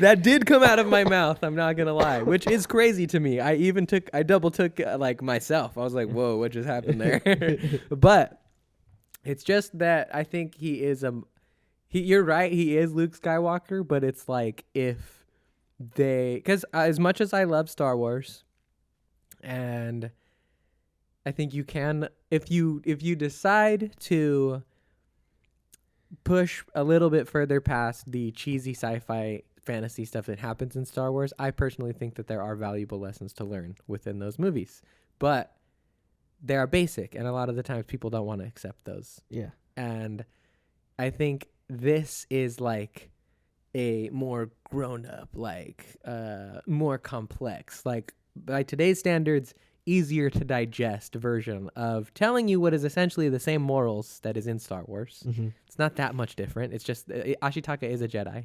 Yep. He's just about peace, and he is going to, like you said, take in all viewpoints. He's going to see all sides. He's going to choose to see the good in everybody, no matter what type of evil that they are doing. He knows that there exists good within them, and that's what he's fighting for. But he's not fighting for it all of the time. He's not going out there waving his lightsaber all the time. He's only going to fight when he needs to, right? Mm-hmm. And again, I think, like I was saying, by today's standards, where people are not really down with like simple, like on the page stuff, this is a more easily digestible version of like, peace is good, hatred is bad, because that's essentially what the movie is kind of about. It's like about balance and harmony, right? Rather than like one side is better than the other, and you need to find, and you need to be on the right side of like what's going on. But yeah, I was super fucking down for this movie, and again, super fucking down for him, because I just love how there's not a lot of times, I think, where you have a noble character who you would consider badass, because they can be very cheesy, right? It's hard to be the Blue Boy Scout, right? There's only a few that I can think of that have been very popular. It ain't easy being cheesy. It's hard. Yeah, it is, honestly. But like, yeah, it's like Luke and Captain America.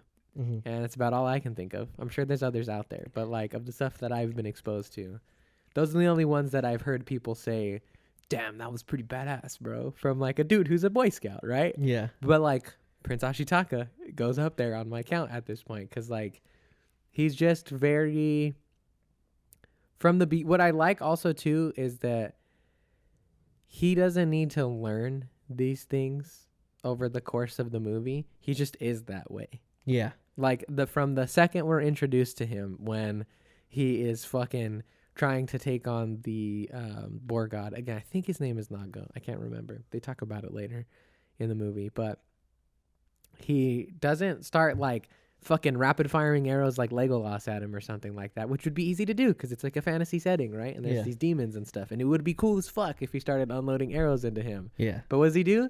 He rides up and he goes, "We don't mean you any harm. Please don't hurt my village. I know you're probably upset, but these people didn't do anything to you. Please leave us in peace. We apologize for any like wrongdoings that were done against you." Like blah blah blah blah blah.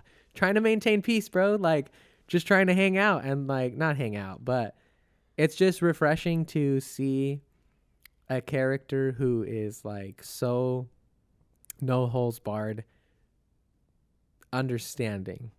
Like, and I wanted to say good, but I'm going to say understanding instead, right? Because like his morals are like what we would call good, I think, because he's like end goal is peace. Yeah. At the end of the day. Right? He literally says it. He's like, "I just want for the humans and the animal and the spirits of the forest to live together in harmony," or whatever. He's right? like, we all need to like, why can't we all just like stop the fighting and fucking all this shit? Yeah. But what's great is that like, and again, I think this is where the like, he's better than Luke Skywalker came from, is that's where it stops with Luke, is he just is that way, or he learns to be that way, right? And then that's where it goes. But then beyond that, what this does well is that like, I'm not going to say that because he does do this with Darth Vader, but that's his dad. So it's like different.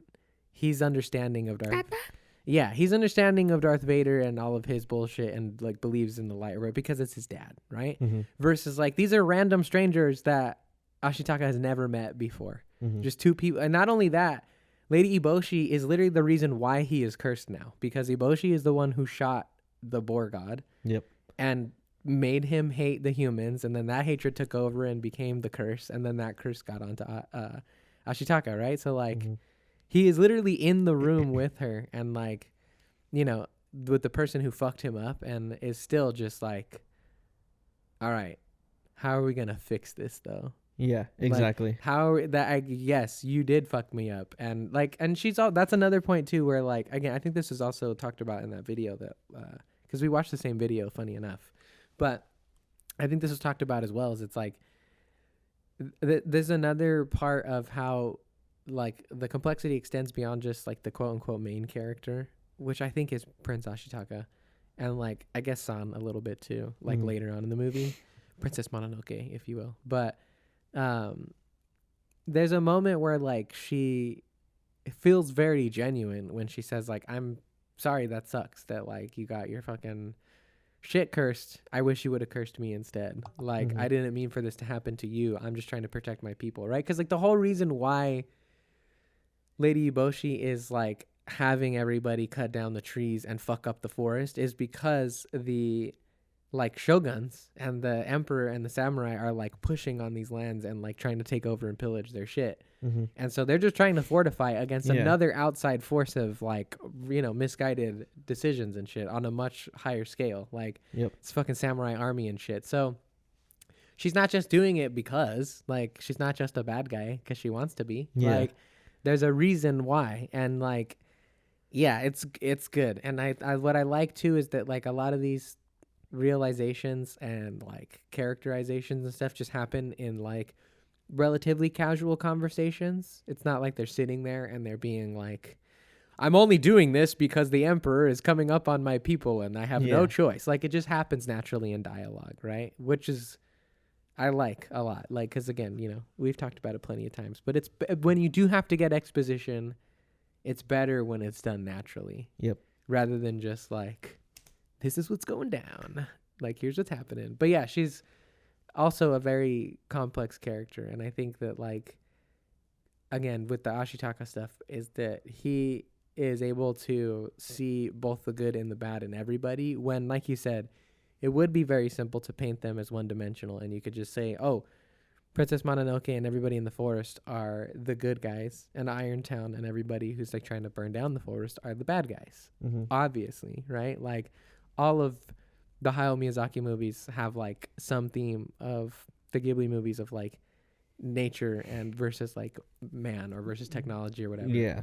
So it would be easy to assume that, but like it just does so much more than that, and it gets so much more deep into it, and it's crazy. It's so good because what I like a lot about it is that it does bring into a lot of the times I think when media tries to bring into question these types of like moralities and gray areas and stuff like that, they go the route of like a Game of Thrones, where everybody's just fucking bad and you just have to deal with it. And people do bad things even though they are good people, but they've done these horrible things, and that just is what it is. And what I love so much about this movie is that it's able to explore those themes while still keeping a central figure who is like a typically moral character with Prince Ashitaka, because he is still like the center of it, I think, at the end of the day. And I love that shit because, you know, like I'm not always the biggest fan of like everybody fucking sucks and the world's fucking terrible. I don't like that because I know that that's the real world.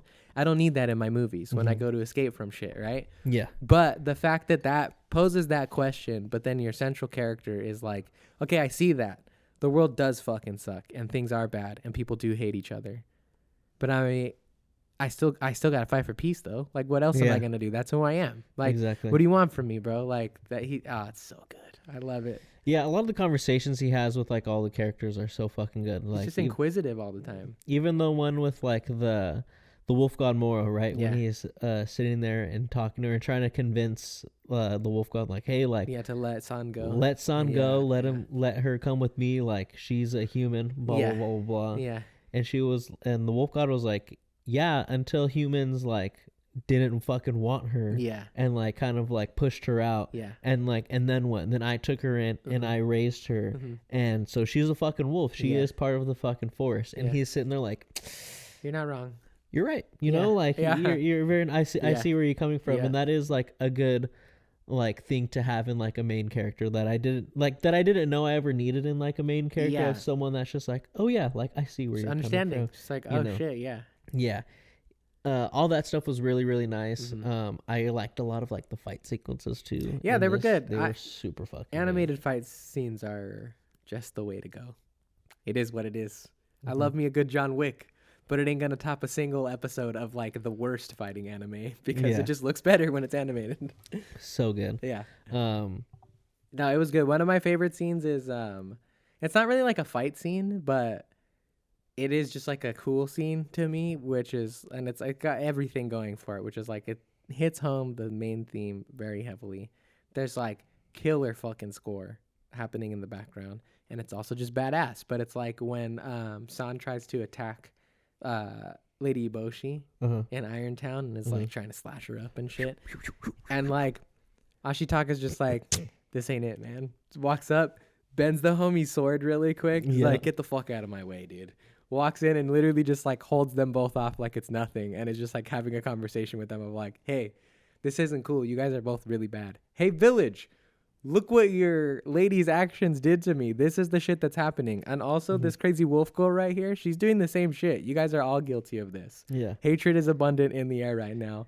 Please stop. And he's like, not stopping, right? Nobody's doing anything. And so he's just like, all right, done, knocked out, done, knocked out. And he's like, somebody please come grab Lady Eboshi for me. I'm not going to leave her here, right? Like, gives her off, still very polite. He's like, I'm going to go now. Please don't try to stop me. Walks away. The tense moment with like the gun, right, where like one of the ladies is gonna shoot him, and like the older lady tries to tell her no, but then like gets surprised and the bullet goes off. Homie just tanks a fucking bullet through the fucking gut. I was tripping. Like barely flinches. He's like, ugh, and then he's like, gotta keep going. Then he uses his arm to open a fucking gate that usually takes 10 men, as they tell us, and just walks off into the forest. He does get pretty fucked up. He almost dies. Yeah. To be fair, he spends like a good chunk of the rest of the movie like recuperating, to be fair. But savage, like just badass, bro. Crazy good shit. Yeah.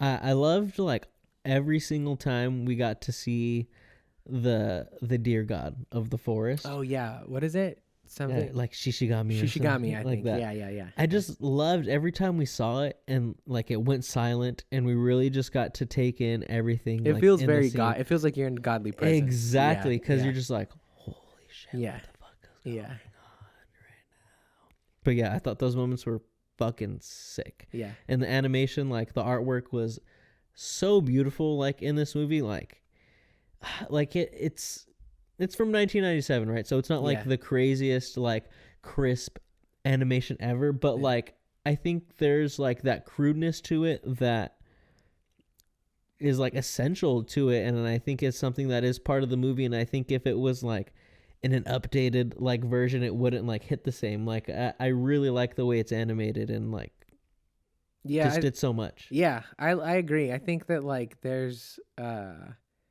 in all of these movies, obviously, right, there's a choice to go more for like the artistic representation rather than like a realistic one, which I appreciate a lot. But at the same time, things feel very grounded too. Like it doesn't seem like I'm in like a crazy I mean, it does, because there is like, you know, spirits and demons and forest gods and giant animals and all this crazy fantasy shit, but it feels grounded. Like it doesn't feel like I'm in fucking, I don't know, I'm trying to think of like a crazy intense fantasy series and I'm blanking right now, which is crazy, but it feels grounded is what I'm trying to say.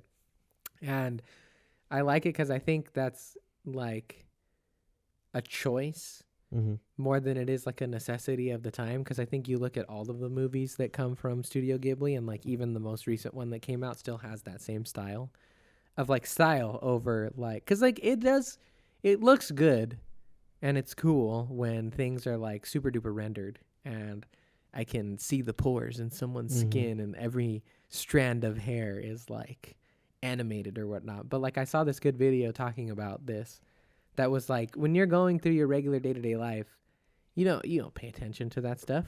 I don't know how many strands of hair you have on your head. I don't look at the pores in my skin, like all this shit or whatever, right? And so like they focus on the elements that help you feel grounded, and then so that way that everything else built on top of that's in that same style doesn't feel crazy, like out of nowhere, you know?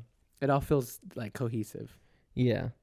And I mean, with the animation, I feel like they do a lot of things that even though it's not like detailed, like you were saying, like you can see every strand of hair, like they do things that are unique to like the style of like the animation. Yeah.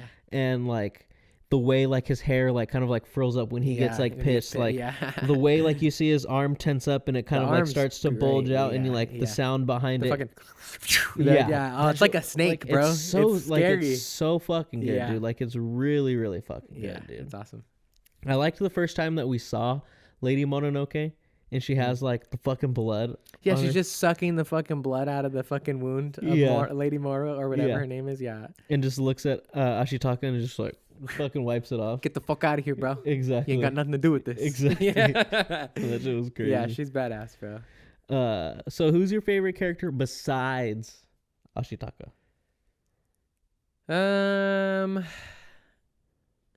Probably San, but I feel like that's an easy one.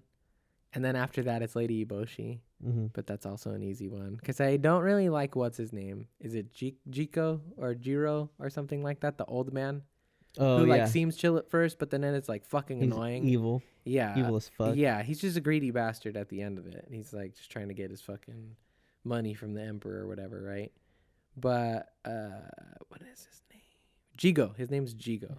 I don't like him. But other than that, honestly, I fuck with pretty much all the characters because, like, again, it's really hard to, like, Prince Ashitaka, or Ashitaka is only my favorite because of the fact that he is, like, a deeper version of, like, what my favorite characters already are. But beyond that, I think it's hard to pick a favorite in this movie just because everybody is so well-rounded. Like, I don't know. It is hard to pick for me.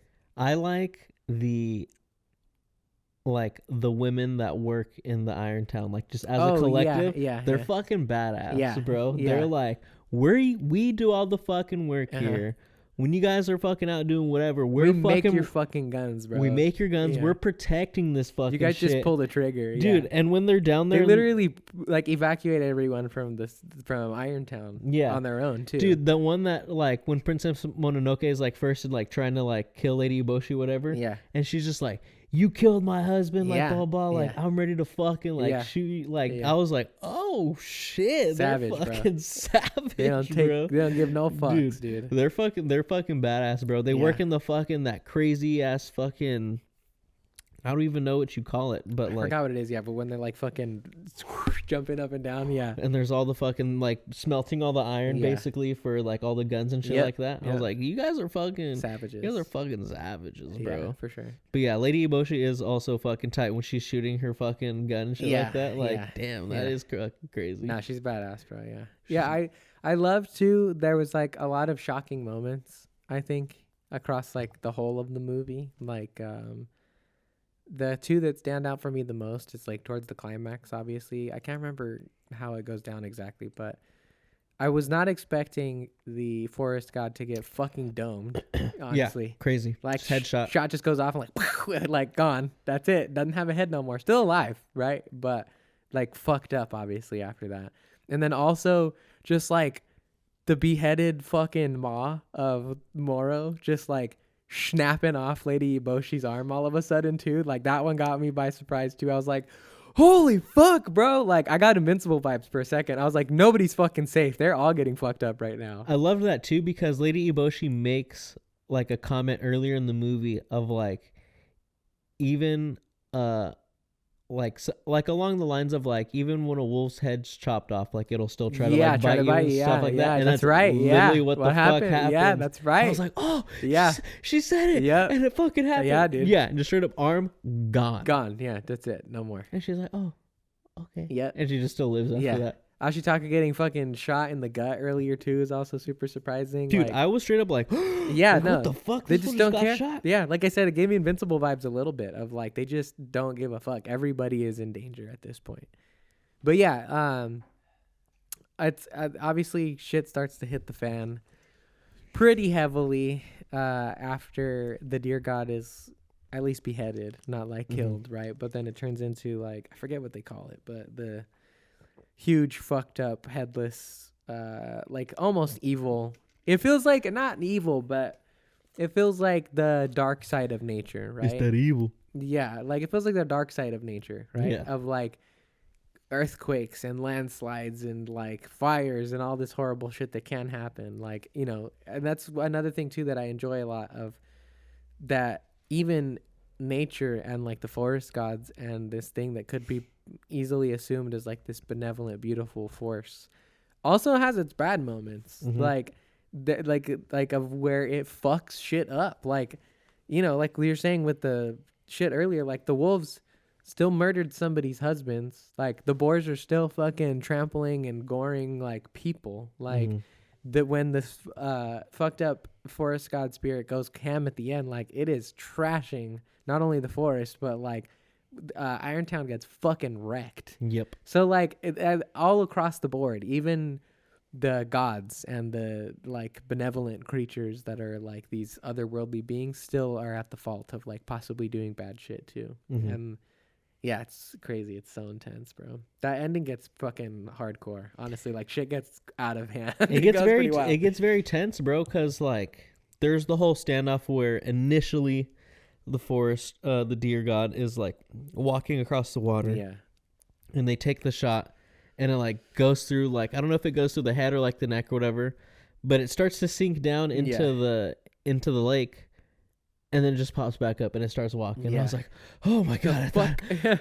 Yeah. I'm like, all right, it's gonna be okay. Yeah. And then it starts turning into the fucking. Yeah, it starts oozing and shit. It starts turning into like the big like deer god, and then Lady Eboshi just straight fucking domes it, and I was like, holy shit! And that whole like after that is just so tense because you see it destroying everything. You're like, holy shit! Like, is everything just gonna get destroyed now? Like, yeah. It's trying to like get its head back, and they're trying to, and fucking San and Ashitaka are trying to get the head for from like Jigo. The deer gun. Exactly. Yeah, Jigo's still trying to just fucking get it to the Emperor. And man, dude, it was just the ending was very, very intense. I thought the visuals were really, really good in the ending as well. Like from immediately when fucking Ashitaka sees what the fuck is going on, the forest getting burned down, all that stuff, up until the very end, all that stuff was like so intense, fucking good. Yeah. So fucking intense. Yeah, the scene with Ashitaka and San too, when like she finally just like breaks down at the end of everything too, is also like super heavy, super super good. Right when she's like blaming him for everything, and it's like you're on their side, you always have been, blah blah blah, and like denying what is essentially the truth, which is that like she's raised by Moro, and so she has wolf shit in her life, but she's like a hybrid. She is still part human, and she has to accept that part as well, right?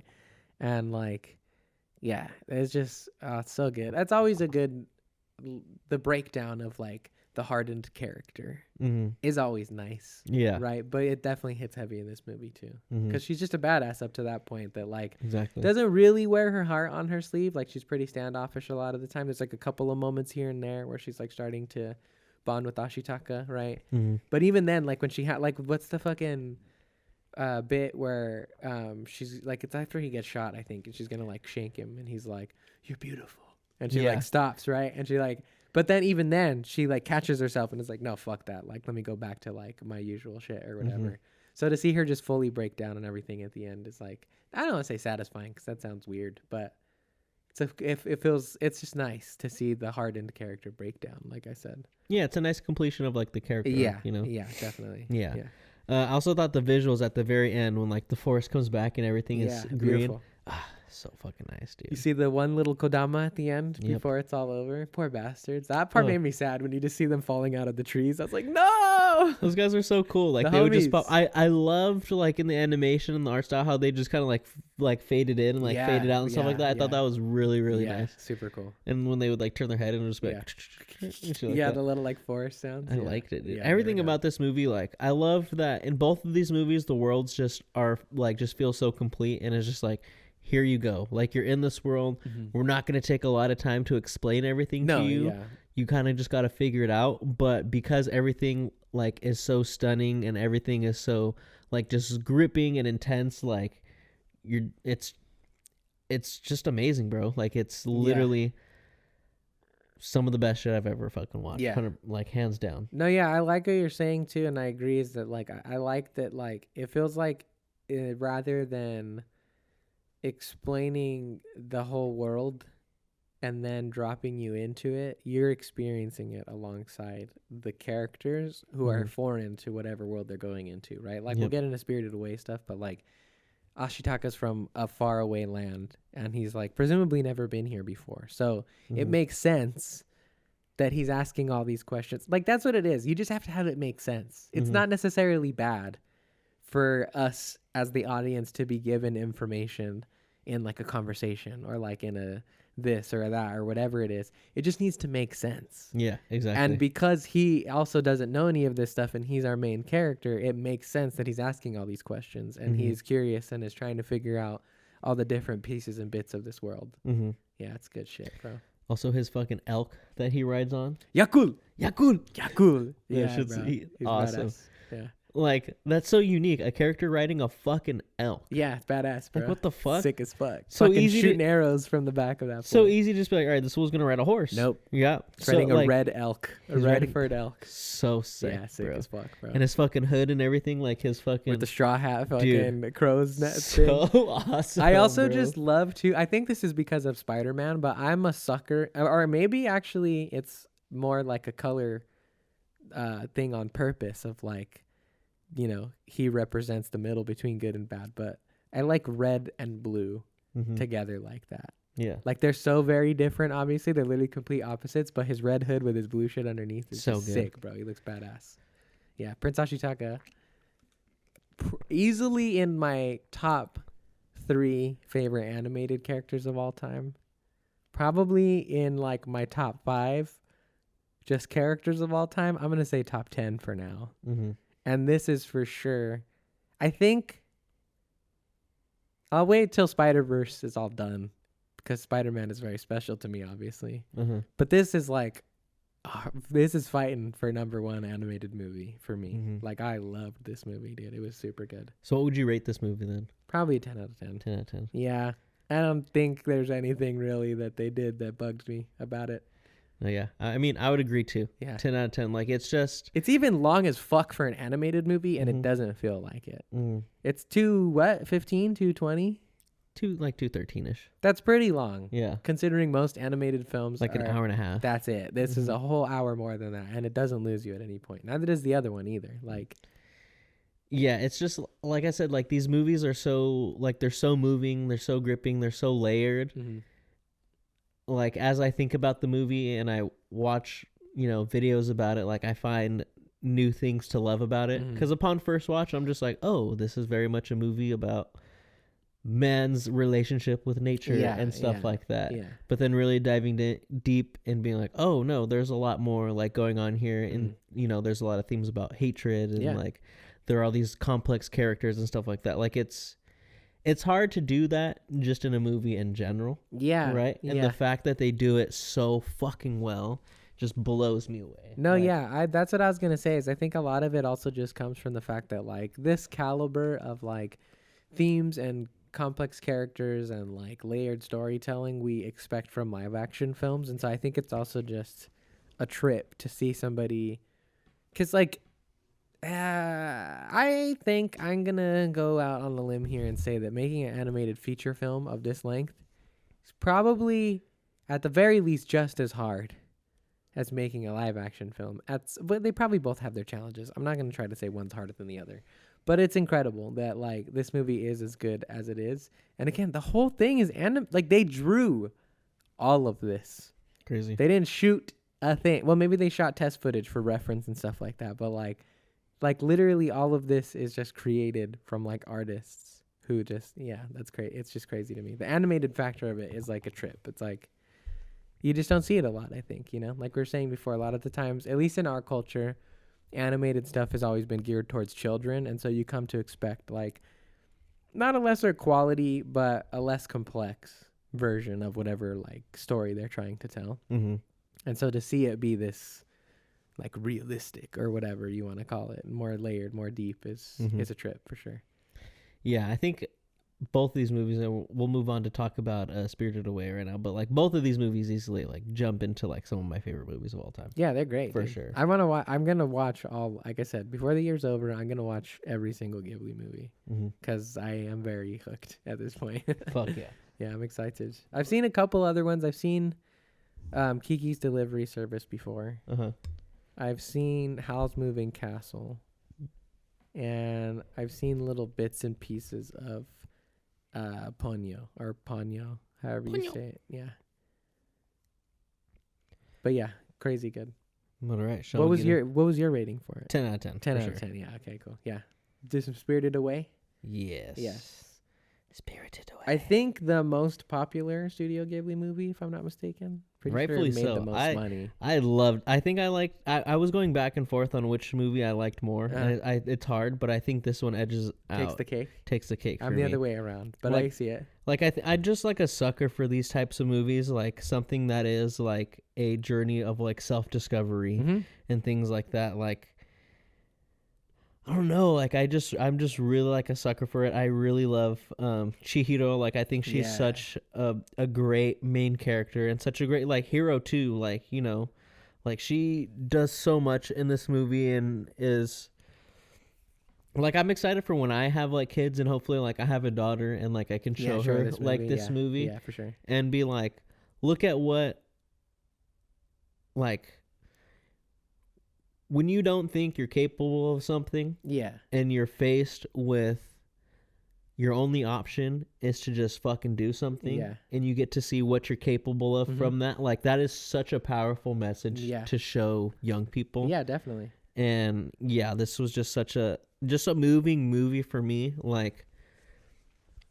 I liked Princess Mononoke because of all the reasons that I obviously stated and what we said, and like the action in it also like bumps it up a little bit too, right? Like it's like, okay, like we got fucking we're blood, boys, we got shit. So when swords are flying, right? We're like, yeah, that's cool. But something like this that is definitely like more mystical, like the action is like a lot different. It's more tense, like moments, more tense, chase scenes, very heartfelt. Like I really love this type. I really fucking love this type of shit. So let me give y'all the fucking description real quick. The fanciful Never really I like seen that. The fanciful adventures of a 10-year-old girl named Chihiro who discovers a secret world when she and her family get lost and venture through a hillside tunnel.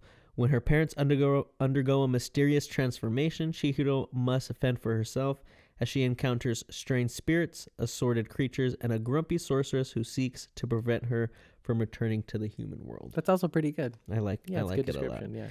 But yeah, I mean, from the jump, like from the opening of this movie, I was hooked because the animation is just so beautiful. Oh yeah, it's fantastic. The animation is great. The score is fucking great. Yes. I think it's like Chihiro is just like a funny character just in the beginning as well. Like the parents are kind of like quirky and shit like that. The parents are fucking annoying. Yeah. Sorry. I hesitated for a minute, but like the parents are very much portrayed as like parents who are not very connected to their kid, I think. No, 100% not. Yeah, they're just like, shut up, Chihiro. Like, stop saying things at all. We're almost Stop there. being scared. It's all good. The scene that I was just like, what the fuck is going on is like right in the beginning when they're like driving down the road. Yeah. And the dad's just going hella fast. Yeah. Like going hella down fast. this road that he doesn't know. And I'm like, what the fuck is going on? Yeah, dude? yeah. But yeah, I mean, just this whole movie captivated me for sure from like beginning to end. Like seeing the journey that Chihiro goes on from like being this scared like little girl, like scared to go into this fucking dark tunnel like with her parents. Yeah. To like, you going out on her own to save the love of her young life. Exactly. Yeah. And like being just this very nice, kind-hearted person. Yeah. Who is always just trying to like help people out, even though she's like scared or something like that. Like if she sees someone in need, has a kind heart. She's trying to help someone out. Yeah. And like always like facing these moments of like greed and temptation and always taking like the high road and being like, you know, like when the no face is trying to give her like all this gold and she's like, no, like I don't, like it's all good, like I don't want that, I don't want any of that shit or and stuff like that. Like it's just like such a powerful journey, like, you know, seeing the scene where she's very scared to like go down that big flight of stairs where she eventually like falls down and shit like that to win. She's like fucking booking it across like the pipe to like fucking, jumps onto the fucking onto the ladder and like climbs up that shit and like is willing to risk her life to save what's his name, Haku, willing to like risk her life to save Haku to also like try to save her parents is like, man, it was so great. And no, it's good development for her for sure. I loved the world of Spirited Away. Exactly, like all the characters, like I mean very similar to freaking Princess Mononoke, and maybe even more so of like there's this whole entire world for sure that they do not describe to us. We're just there and we just experience it again as Chihiro is experiencing this as well. Princess Mononoke is like a good blend between like the human world and the spirit world. The whole movie takes place in the spirit town in this one. Almost feels like a dream almost, which I think is really, really cool. But yeah, everything in this movie was fucking right. The animation, the score, the journey that Chihiro goes on. I mean, just the character of Chihiro, like in general, is just fantastic. And I found myself just like at the end, just like being like, holy shit, like this was just amazing. Like I just had my mind fucking blown. This was the first Studio Ghibli movie that I watched. Oh, okay, that makes sense. This was the first one. Yeah, that makes sense. And I was just like, this is just fucking amazing. This is just amazing. I'm pretty sure this is like the most popular Studio Ghibli movie, if I'm not mistaken. Like I'm pretty sure it was like Princess Mononoke came out and was like the highest grossing movie of all time in Japan. And then Titanic broke the record there. But then this came out and broke that record. Crazy. Yeah. But yeah, I loved this movie a lot too. What I liked about the fact that we did both of these together is that I think it shows the range of Studio Ghibli and like Hayao Miyazaki is a storyteller, because he can do the Princess Mononoke thing and it can be this big, broad, like universal thematic theme of like hatred in like human beings' hearts and like the relationship between man and technology, like you said. But then he can also do these like very intimate, personal growth stories that are mostly just about that person and like what they go through, rather than like a big war that's like this crazy shit going on, you know? Like he does both like just fucking masterfully, bro. It's crazy. Like it's wild to see that much range from anybody, I think. Like somebody who can make like what is essentially like a war film and like ancient war film about like the differences and like the gray areas of like good and evil, who can also make a movie about a young girl discovering like the power that she has and like the agency that she has in her own life. Like those are two completely different things. Yes. And one dude wrote that. And he also wrote like 10 other ones that are also just like of varying different degrees of either likeness or difference between these two things. But like it's kind of crazy. And again, that's like one of the reasons why I was actually excited to talk about both of them together is like when you really think about how close these movies came out to each other, like some artists never evolved that much in their entire career. Mm-hmm. I'm not going to name drop anybody, but if you've listened to the podcast before, there's a few that I've talked about. But for the fact that he was able to do that, this was 4 years. Yep. Like animated movies take a long time. So that means that he made Princess Mononoke and then was like, let's do this now. Yeah. I'm ready for the next This one. was like this just was the next thing. Like that's fucking nuggets, bro. Like it's kind of mind-boggling, honestly. Yeah, your first movie being the highest grossing movie in Japan, and then your second movie being the highest grossing movie in Japan. Oh, he's got plenty of stuff before this too, dude. Yeah. Yeah, we got eventually we can do them. But like I said, I'm gonna watch them. But yeah, I think there's like a few movies that came out before Mononoke. Okay. I don't think that was the first one. Okay. And then obviously he's got plenty after that, up until like Boy in the Heron, and now unfortunately he's passed. But yeah. Yeah. I think one of my favorite scenes is it's very early on. Chihiro's just crossed over into like, you know, the spirit world or whatever. She sees her parents got turned into pigs, blah, blah, blah, all that stuff. Yeah, for fucking munching on somebody's food. Like, again, just annoying. Being hella greedy, bro. Seriously, just I'm being like, hella dude. greedy and just like, oh, we'll fucking pay for We'll this pay and when we're they just gonna get here. fucking, you know, eat all that shit. Yeah. And she's just like, oh, like, what's fuck are you going doing? on? Yeah. Granted, all that food looked hella good. Like, Oh, I was just animated like, food always looks the best, especially like anime the little like food. chickens that they They're have. insane. I was just like, I want one of those. It's always just the way they eat them too, because Yeah. they bite them and it's like, Yeah. and it like rips off. It's like, ooh, Exactly. damn. But she like first stumbles upon like Haku and stuff, Yeah. or Haku like stumbles upon her when she's like all scared, Yeah.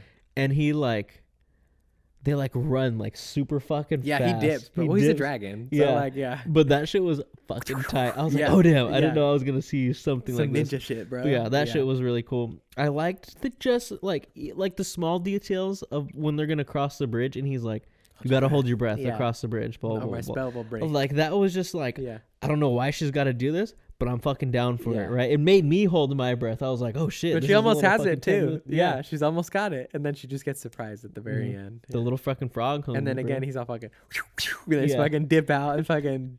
So where the fuck did they go? Yeah. Yeah.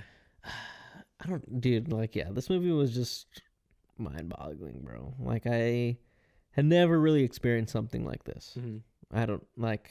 I'd watched animated movies before. I've seen, you know, the Lion Kings, the Inside Outs, the Souls, the Wreck-It, everything like that, right? And like, nothing moved me as much as seeing a story about this little girl just discovering being fucking brave and the power that she holds like within herself. Yeah. Like, I think that's like one of the best parts about this movie is seeing like her bravery come out of her, you know, like she is a very scared little girl, and by the end she is ready to just take on whatever. She's gonna hop on this train by herself to this, you know, the like swamplands or whatever, which swamp sounds bottom. the swamp bottom, which sounds fucking gross, you know. She's gonna go meet up with this It's chick. actually nice there though. Yeah, it's actually really fucking Just like nice. rice fields. Exactly. Chill.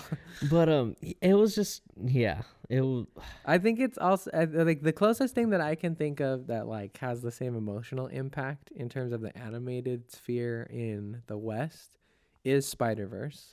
I think Spider-Verse 1 and especially 2 does like a really good job of trying to focus more on like the human element of the story rather than like the spectacle, because that's what we do here, right? It's like the ones you mentioned. Lion King has talking fucking lions in it, right? Like same thing with Hakuna Matata. Yeah, Soul is about a dude who fucking dies and then like discovers shit from the afterlife or whatever, right? And so it's like it's always these very fantastical things that I think become like the focal point for animated movies for us here, it's always about the crazy superhero shit that you can do, or like the wild worlds, like in Coco, or like Little Mermaid, even, right? Like these like different worlds that are like very fantastical. And the thing is, it's like it's not like those don't exist, because both of the movies we're talking about are fantasy settings to a certain extent, right? Like again, Chihiro is like in a bunch of she's in a spirit world basically for like the whole movie, aside from like the very beginning and the very end. And then even though Princess Mononoke does take place in like the quote unquote real world, it's in an ancient time where like spirits and gods and stuff are still alive. So like those things are present, but they are not like the main thing.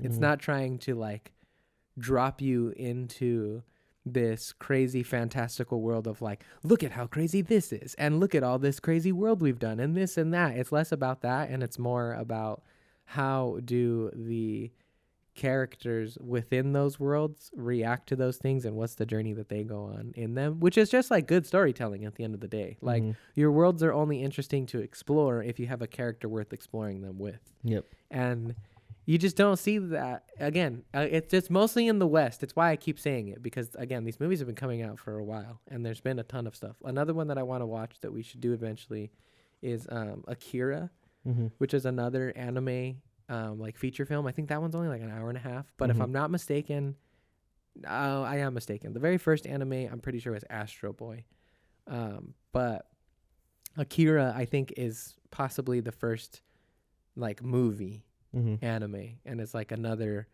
very serious one. Like it's about a dude who goes fucking crazy, and it, like yeah, if I'm not mistaken, I could be wrong. I've only read small synopsises, but my point is that animation in at least Japan and like some other like anime style stuff has always just had, I think, an easier time telling more grounded stories and like more, I don't want to say realistic, but just focusing more on characters and like the things that we expect in like Oscar worthy movies from live action stuff here. But just again, because of how things have been marketed to us and like just our history of animation, we usually just look at that stuff probably for kids. And like maybe I'll enjoy it as an adult because it either still has some good shit for adults in there as well, or it's like nostalgic, or it's this or it's that, whatever. But it's like it's like David versus Goliath, but Japanese anime is both David and Goliath. It's like the monster in the room and it's the little engine that could at the same time. Like it's just it's on a whole nother level. I think one of the moments that was like the most powerful in this movie, and it's just like it's a really small part. It's when Haku gives Chihiro like her real world clothes back, and is like, hey, like you're gonna need this for like when you go back, blah blah blah, or whatever. And she picks up the goodbye card, because we also learn that Haku saved her when she was a baby. Well, we learn Yababa basically like renames you. Right? Oh yeah. So her name is what's her fucking? I think it's Sen. Sen? I think it's Sen. Sen, something like that. Yeah. So Yababa renames you. Like once you come in and you sign a contract, you get a job, you get renamed, right? So you don't have your real world name anymore. And Haku gives her clothes back, and she's like, "Oh, I had my goodbye card." She's like, Chihiro, that's my name. Like I remember it. And he's like, it's important. Like you need to like forget it. Don't forget like your name. Like it's like if you do, she has ultimate power over you. Exactly. And that's like such a powerful thing, because it's like it's easy to be like, oh, like remember your name, but it's like for it's easy as a person to like lose yourself. Yeah. Right. Yeah. And that's what you have to remember, like in life, is just remember, like remember your name, remember who you are. Yeah, remember who you are. Yeah. And it's just like, fuck, man, that is such like a great message and such a powerful thing to put in a movie that is like geared towards kids, quote unquote. You know what I'm saying? Well, the other thing too that's funny is like the way that they go about exploring how you lose your name is a very adult problem, because it's diving headfirst into the routine of work, of 9 to 5, get up, work, go to sleep, get up, work, go to sleep. Like, and that's a very adult thing, obviously, because kids don't work, not in this day and age anymore anyways, right? And so like it's just crazy to see, like, to have because that's another thing too that I was going to say earlier, is that like I think part of the reason why Chihiro is so like charming of a character and also just such a good vehicle for the audience is that she is a child. She is even younger than Ashitaka and San are like pretty young. I would say they're like in their teens, maybe like early 20s. Mm-hmm. But Chihiro's a kid. She's like probably 10. Yeah. Maybe a little bit older. Mm-hmm. And everything that happens where people might try to take advantage of her. She's almost like Ashitaka in the same way that like she sees the good in everybody, Mm-hmm. but it's because she's like quote unquote untainted Mm-hmm. by the world still. She's still a child, and so she still has this like childlike wonder and like love for just people as a whole and like curiosity of like no, people are good or whatever. Like that's what I've learned, blah blah blah. And so like she almost brings that magic into like some of the other people there, because like you see it with the rest of her like coworkers or like friends or whatever you want to call them by the end of it, right? Because like what's his name, the spider armed guy? Oh, I forgot his I can't freaking name. remember. I think it's like Kagami or something like that. I think it Let's starts with a see. K.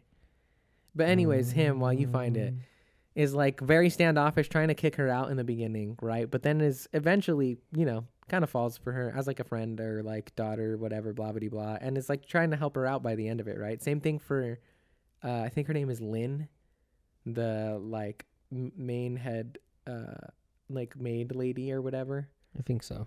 That like, you know, kind of befriends her over time and everything like that. But like she starts to bring that like joy, I think, and like that curiosity and like just that like goodness back to like the people in her immediate surroundings. Kamaji. Kamaji, there That's you the go. freaking The spider spider guy. guy, Yeah. yes, And then, yeah. Lynn is the freaking. Yeah, Lynn, yeah. He looks cool too, because not only Mhm. does he have dope spider arms, he has a great mustache. Yep. Reminds me of Robotnik from Sonic the Hedgehog. Yes. Looks fantastic. His arms also stretch too, which is Yeah. super cool. So he can just like shoot him out to grab shit behind him and everything.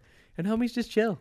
Like doesn't Shit. even look at you when he's talking, just working away, just like what He's the just fuck grinding do you up all want, these bro? herbs for Yeah. the fucking baths and shit Yeah, like dude. that. Yeah, Fucking badass. yeah. Fuck, I was gonna say something. What was I gonna say? Oh, I thought even like just Chihiro just being nice to everyone. Even No Face, bro. Even No Face, it's such just like a powerful thing too, right? Yeah. Like just fucking be nice to people. Mhm. It's so easy nowadays to get caught up in like just the shittiness that is the world around us, right? And to be like, you know, kind of like box yourself off and be Mhm. like, oh, I'm not gonna talk to anyone. I don't really give a shit. Yeah. Like I'm just gonna focus on my immediate self. But it's just Mhm. like, no, like being nice and just helping people, even the people that everyone else doesn't fucking want to help for whatever reason, Mhm. goes such a fucking long way. Oh, yeah. You know? Yeah. And I think that is just, again, another beautiful, strong, like message to put in a movie that like a lot of young people are going to gravitate towards Yeah. too, Oh, yeah. because of like, you know, what it looks like Mhm. and shit like that. You know, I Mhm. think the messages that, what's homie's name that makes all these movies? Hayao Miyazaki. Hayao Miyazaki. Yeah. I think all the messages that he puts in are very well thought out, Oh yeah. you know, and I think they mesh well together because like each of these movies is very layered and has like a lot of things going on, Mhm. and there's a lot that everyone can take, right? It's Big not time. just going to be like, oh, this is the message and this is what you're supposed to take from it. Mhm. There's a lot of things to take from, Yeah. and I think that shows just like how well of a just how great of like a writer, Mhm. producer, everything that he is, like Yeah. to He's a master. to dude. take all of these elements of the world, all these philosophical or psychological things that happen in the world, Mhm. and to bring them into something like this. Yeah. and Big to- or small. big or On small. a wide range of things. Exactly. Like he tackles a lot of themes. Like we're saying, Princess Mononoke is definitely like a lot wider in the Yeah. range of like shit going on, whereas Spirited Away is definitely More a lot more intimate, more more personal, intimate, yeah. more grounded, more personal, Yeah. dealing with like bravery, you know, a freaking journey of Just self-discovery, you confidence know, in yourself. confidence in yourself, Discovering like your own power. exactly, so fucking good. And these are It's only so two of like, again, I think like the 12 or something movies that they've made. I'm ready to see The Boy in the Heron, bro. I want to see that too. Yeah. I am curious. Did you watch the English versions? No, I didn't 100% either. not. Cool. Yeah, I watched them in Fuck Japanese. no, I will Yeah. never watch. Even I will say this. These are some of the better English dubs because they hire like pretty good recognizable actors. Like I think I was looking at the Princess Mononoke one and like It's got Claire Danes. It's got Billy Crudup in it. I think Billy Bob Thornton Oh damn. is in it. I'm pretty sure Jada Pinkett Smith plays Billy Morrow. Bob. Like tons. And then what's the other one? There's one I can't remember what it's called. I think it might be Ponyo actually. Like Liam Neeson is in that. Oh damn. The newest one, Boy and the Heron, has like Rob Pattinson, Christian Willem Bale. Dafoe. So like I will say that at the very least, the English dubs get quality voice actors, not just your typical anime translation like cheese that happens a lot of the time. So they are good performances, but even still, it's hard because the animation is obviously very much made in mind to have the Japanese voice acting over, and it just fits better. It just makes more sense. Yeah, just like it just feels more authentic when I just watch like the Japanese version. I think the other thing too is it's like these come from Japanese creators, obviously. So I think a lot of the tendencies and like little subtle things that happen in the way that they animate, like just how the people are, just fit better with like the Japanese language because it comes from a Japanese culture. Like when you have American people doing very over the top performances to something that looks very subtle on screen, it just like clashes too hard, even if the voice acting is really good. You know? Like it just doesn't make sense to me. Yeah. I like in this movie that Yababa just has a baby, and we just don't we don't know what the baby's for. You don't question it. You don't question it. Like she's a magical giant baby. Yeah, she just has a huge ass Who's fucking baby. tired of hanging out with Yababa too. Because like, what's her twin sister's name? Oh, Is it no? It's something Baba as well, I think. Nah, is it? I thought it was like very similar. I could be wrong, but anyways, they get transformed. The baby and what is it? What else gets transformed? Zeniba. Zeniba, yeah, there you go. What gets transformed into the fly? I forgot. It's just like that little the bird that fucking Yababa has. Yeah, they both get transformed into the mouse and like the fly, right? And Chihiro, being the kind-hearted person that she is, takes them along with her to see if Zeniba can like cure them or whatever. And she gets there, and Zeniba's like, "Oh, they're fine. They can transform back whenever they want. I just don't think they want to." Yeah, they're just like, like fuck that. We don't want to go back. Dude, I loved those characters so much. Like it's just like, like it reminded me of like when you're watching The Lion King and you have like Timon and Pumbaa or someone like that. The cute little like, but not so much like in your face with like this crazy dialogue. Like they're just like there and they're just doing like little things, like the flies fucking carrying the mouse and just flying around everywhere. Like that shit's funny, bro. It's hella funny. What I like about it is that like it is leaning into the medium that it's in, where they're doing storytelling through the animation. Rather than like you said, like Timon and Pumbaa are great. They're fucking awesome and hilarious. And it's classic not even, characters. It's not so much a comparison and trying to say who's better or worse. It's just an analysis of it, of that like typically witty dialogue works better when you have live action actors, I think, because you get the little like micro like expressions of like the little bits, right? You could tell the sarcasm and stuff and all this shit or whatever, versus like in animation, it makes more sense to have those characters like give you their personality and give you their character through the way they move or like how they interact with the rest of the world around them. And it's all done through like those little moments because they don't talk. They have tons of personality though. Like odes of it. Like they are adorable and some of the funnest little side characters in the movies. Oozing personality. They don't say shit though. Never say a single word. They just that's it. I mean, the baby says stuff when he's the baby. Yeah. But when they're in the mouse and fly form, they don't talk. They're just kicking super it, charming. Bro. Yeah. They're just kicking it. Yeah.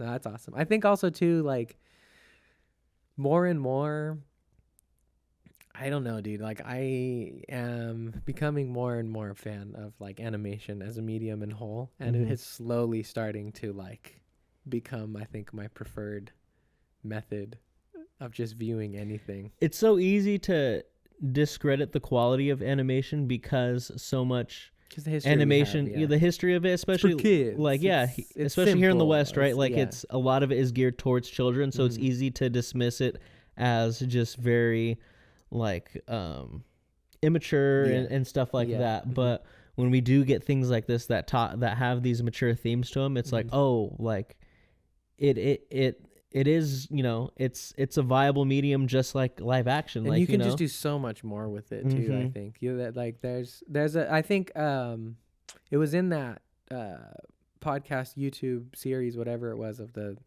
therapist react things or whatever, but they pointed it out of like the wolf speak, right? Like a wolf talking to you in your mind. Cheesy and corny as fuck when it's in something like Twilight, or like might not sell you all the 100% of the way if it's in a fantasy movie if the animation is not good enough.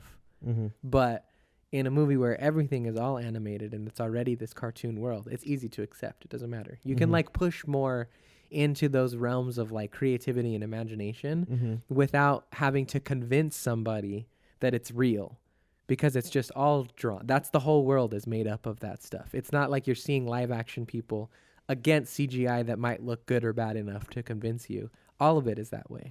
Yeah, it would be like so hard to accurately like translate what Yababa would look like from like imagination to just like live action. Right? She's gonna look like MODOK. Exactly. It would be super if you hard. did it one for one. Like yeah. But with animation, there's just so much more that you can do. Like I love just like the detail on them, like her nose, like the little fucking wart on her nose, like every little fucking thing, every little detail that a character has in each of these movies is wonderful. You know what else too? I think it's I could just not be in on the loop on this, and maybe there is a community out there who wants this, but One Piece got a live action. Dragon Ball got a really bad one. They'll probably try to do another one. There's talks of Naruto ones. They did Avatar, which is American technically, but you have all of these like anime-inspired animations that are like, oh, we need a live action remake of this. We need to go deeper with this.